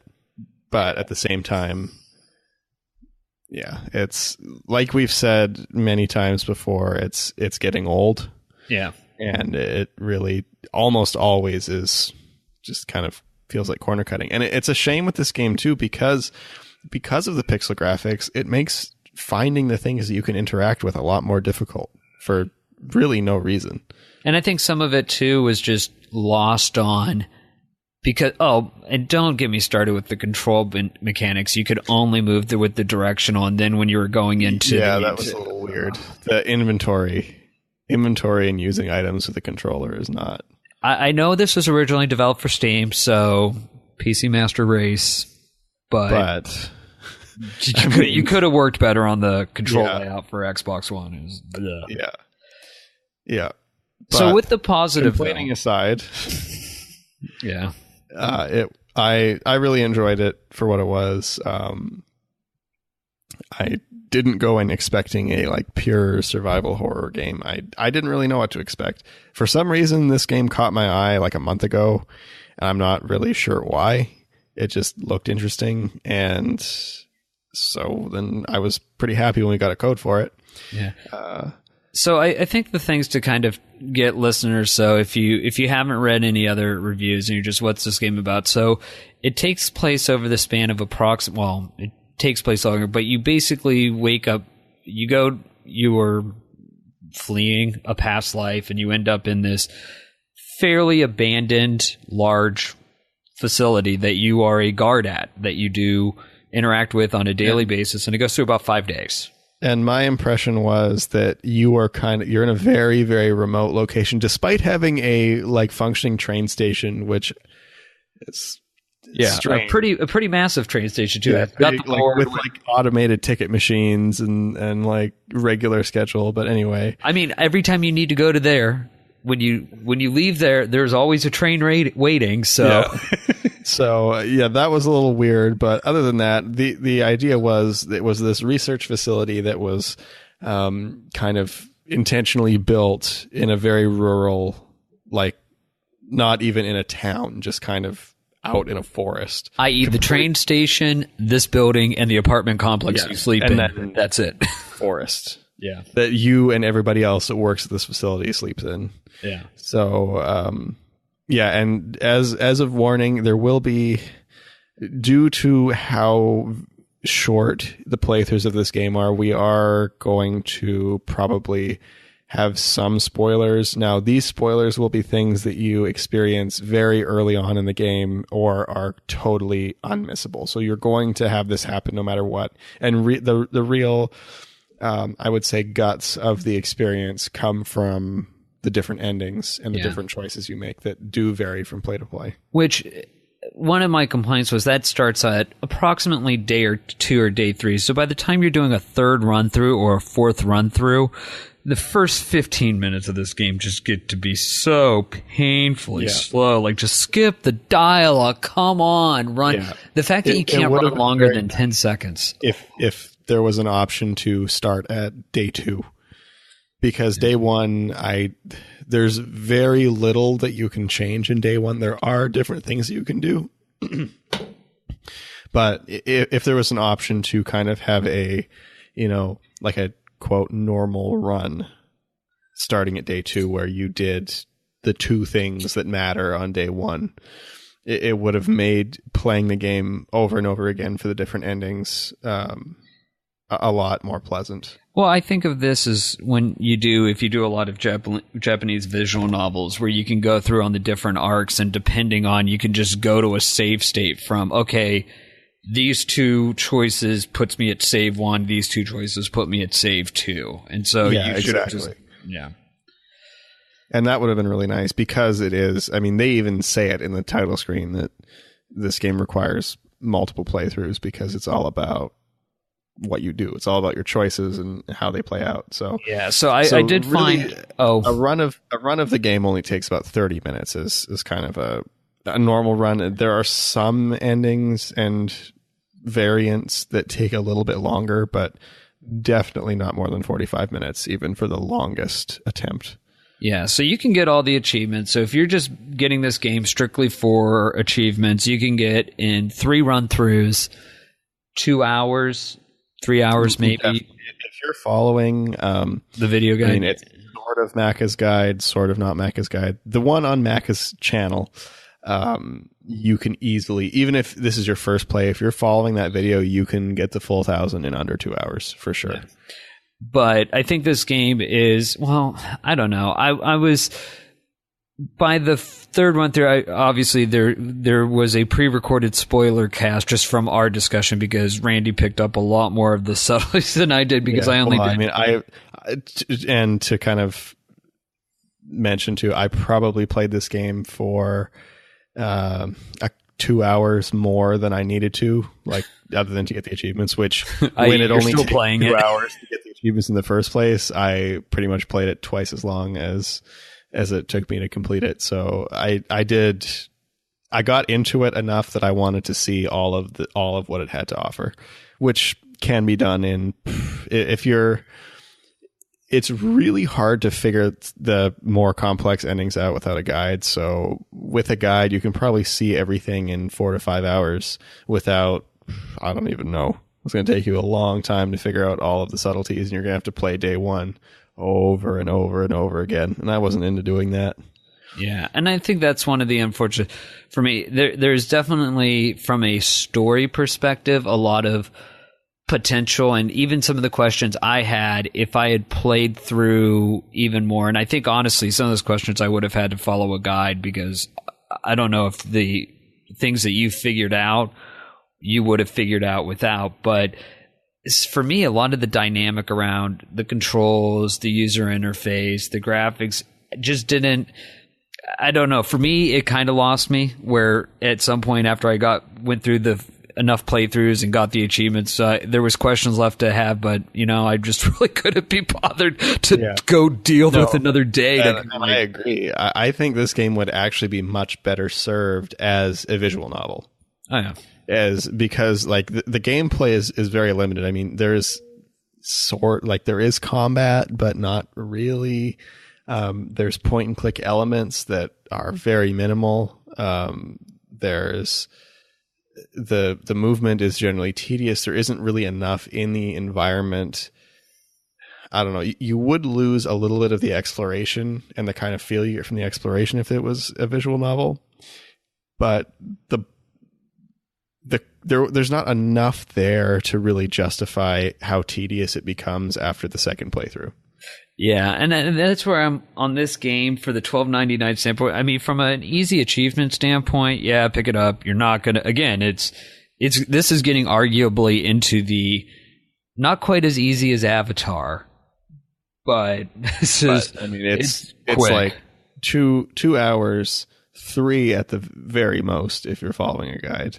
Yeah, but if you're playing it for trying to go for the story or survival horror, again, it's one of those ones where the potential's there, but even if you kept playing through those different scenarios just to be getting some more of the story, it's just so repetitive and so minimal of the design that I'm going, $13 to do that? I mean, it's like now if this was around like the Subject 13 price point, oh yeah, perfect.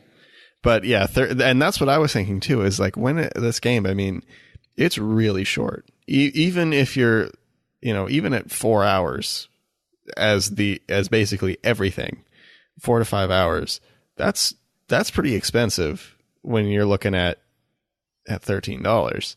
Yeah, especially with where it, as you said, it cut corners on certain things. I mean, yeah, it's got story, but it's what's the play? I'm thinking Waiting for Godot, where you have a very long play, it's very complex in depth, but it's in front of a tree. Like, there's no scene change. You can have a lot of that, but when there's not much else to it, you're like, okay, that's great, you gave me a good story, but yeah, it's very limited in the gameplay. Even at 3 to 4 hours, it's the same. And it's a real shame too. I feel that some of that good story and all the different endings, like we were talking about before this recording, is you didn't even know that those things were a possibility. And it's a shame because some of the stuff is just, you have to do so many subtle little things that you would never pick up on. There's no hints in the game or anything. Yeah. Or at least not that I could tell. That it's really just trial and error, and you're going to get the same ending over and over and over again until you finally find that, oh, I can do this at this time, at this point. And it's kind of a shame that's going to be lost to a lot of people that don't use a guide, because honestly, I don't know how I would have ever figured out more than maybe 2 endings without the help of a guide. Well, and I think that's the thing with the visual novel. You sometimes know how many endings you're supposed to get. So part of that ending to get there, like here, it's how many different endings are there? 10, 20? The world may never know. And I still don't know. And I suspect there's an ending that I didn't get that even looking at guides and forums online and people agree with me that like this is, we think that this is an ending, but nobody knows. Nobody knows if it actually is, or it's something you can do, but it doesn't really have an actual ending outcome. So it's kind of a bummer that's the case. I would like to just be able to kind of watch all the endings and see all the things I missed, but I don't know. Maybe that'll come out eventually, but no, I did like it, but it's got a few things that made it annoying, and the high price point is, I would recommend it if you're really into kind of story-driven, exploring, kind of atmospheric type games. Or you really want some easy points, because $13 for a completion that quick is pretty good these days. Yeah, so, see, I would go on the other end. If you had to pick between this and something like Sylvia, I think this reminded me of Sylvia using more of like, if you were using headphones and trying to get engrossed into the sound, because that was one of the things that said if you use the sound.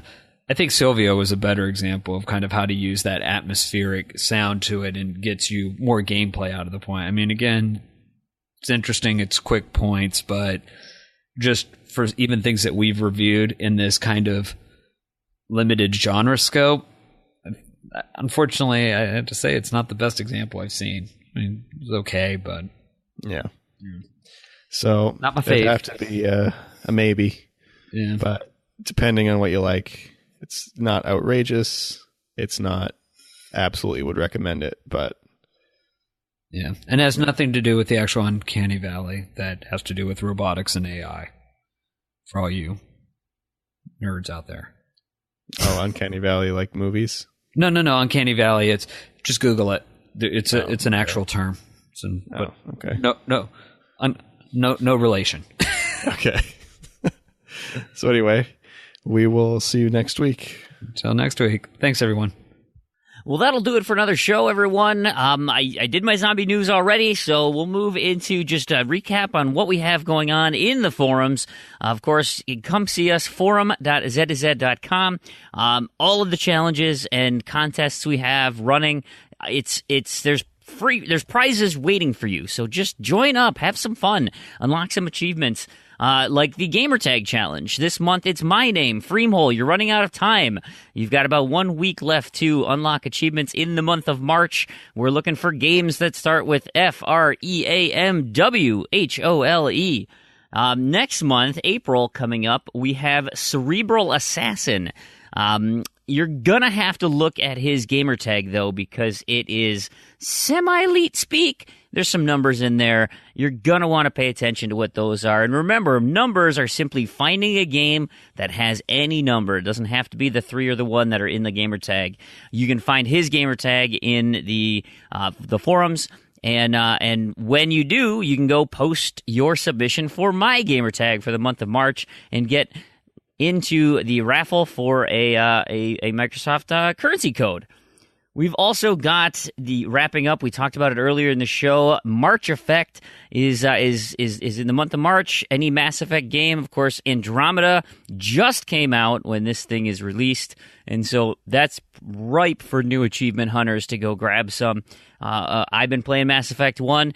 You know, the achievements haven't been flying into my pocket like I had hoped, but I'm really enjoying the game, so I'm okay with it. And we'll see if I can turn this thing around fast enough to get a few Andromeda achievements before the end of the month. Make sure you post those. April's a doozy. I'm running a contest that I ran over at the Achievement Hounds forums called Gamer Scoregories. It will be 12, at least 12 achievements you have to unlock, and they will be kind of fun little random things. You'll have to take a look at the forum post. I don't have the list of what exactly we're going for yet, because it's not April yet, but you'll find out in about a week. I'm just, teasing. You're just whetting your appetite a little bit for some fun. If you're curious, you can go back to the Achievement Hounds forums and look at what last year's run of this was. I don't remember when I ran that, but it's going to be very similar to that. So we should have a really good time. Like I said, don't forget, you got to post into the forums with your submissions so that I can go and track them down, make sure that you have submitted everything appropriately, like M. Surin needs for his mOCAS March 2017. This is madness. Of course, the wonderful basketball tournament is going on right now, and you need to unlock names of schools. And these are the individual achievements, mind you, not the games like it is for the Gamertag Challenge. These are individual achievements. So, level 2 completed, that would be an L. So if you were going to try for Villanova, they're only going to get you 10 points because they got eliminated by my Badgers, but you only got there's one of the L's for Villanova or Duke, right? You need an achievement with DUKE. That'll get you what they lost in the second round too. So 10 entries there. Obviously, you want to get those final 4 teams. So if you know your bracket and where they're going to end up, those are the ones to go for. But as many as you possibly can. And might I remind you, almost every one of these has a significant amount of vowels. So if you're curious, I actually posted a link in the forums. You can go and look at what individual achievement numbers need to be. Like I mentioned before, Xtowers has this really cool spreadsheet that can help you disseminate your achievements into different schools and stuff. So good luck on that one. That one can be a real doozy. And of course, I want to mention the random to-do list. You're running out of time to unlock March achievements. There is, any single achievement will get you a prize. This last month, February's winner had only unlocked 3 achievements and ended up winning themselves a prize. I still don't think we found the gender of the individual, but that doesn't matter. What matters is they got a prize and you guys didn't. So hopefully next month, when I pull March's numbers, that totally changes because I would love to be able to dish out some of the winnings for participating because that's what makes these contests so much fun. So take a look at your random to-do list and try to unlock something before the end of the month because remember, if you end up with a goose egg in the month of March, you are kicked out for April. Of course, you can always ask to be back in. We'll just throw you right back in anyway. But, if you're not going to hang out, we were not going to keep running lists for you. Anyway, March's list will be posted March 1st. We promise it'll not be an April Fool's joke. At least Tarragon hasn't told me he's going to pull pranks on anybody. Maybe you're all going to get Seriously 3.0 on your list. I don't know. That would be actually a pretty good gag. I don't think he's going to do that, though. That doesn't sound like him. Finally, I want to mention on our Discord chat, if you head over to there is so many LFG and boosting groups around set up. People are, some of the new ones that pop up. Left 4 Dead is going on. Of course, Evolve, Games with Gold, people trying to get that coordinated. We're still doing Destiny and Titanfall. Overwatch, there's an Overwatch group in there, certainly with some of the changes that have been coming through, that there's been some chatter in that. And Elite Dangerous is always got some discussion going on. So if you are a pilot and want to discuss all the nerdery in that room, that is the place to do it. Tarragon has also just set up individual LFGs for region specific. So we've got an Australia group, an European group, and an American group, or a Western Hemisphere group, I guess. Typically, we're all from the U.S. anyway. But I'm sure there's some Canadians in there as well. But what that is really just to kind of allow people of same time zones or gaming schedules to meet each other a little easier.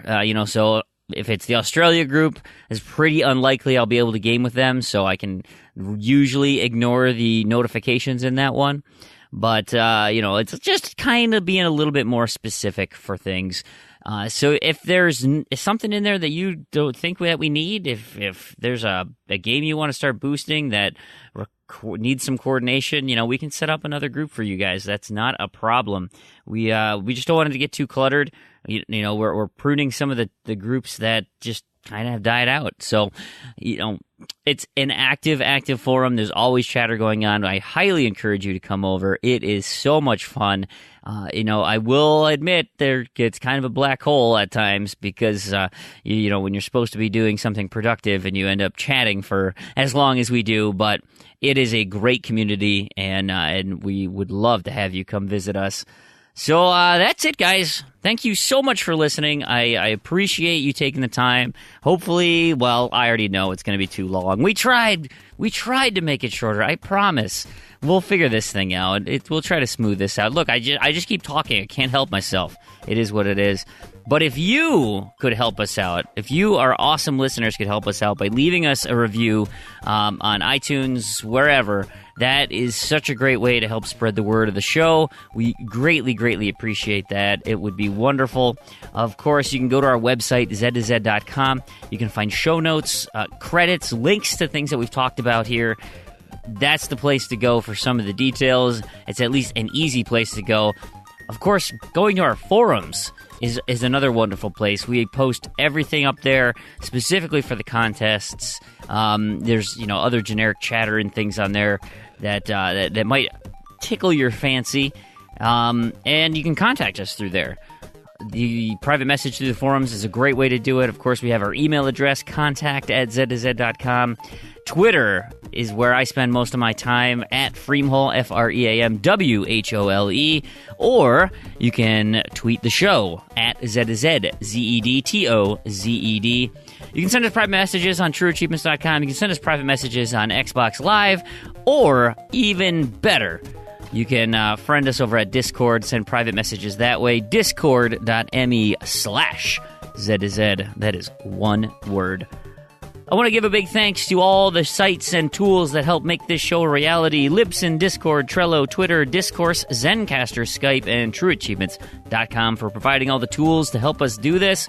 And, of course, all the games, media sites, and news hounds that are out there. We couldn't get half this content without your help, so thank you so much. And last but not least, the Microsoft for giving us the Xbox console.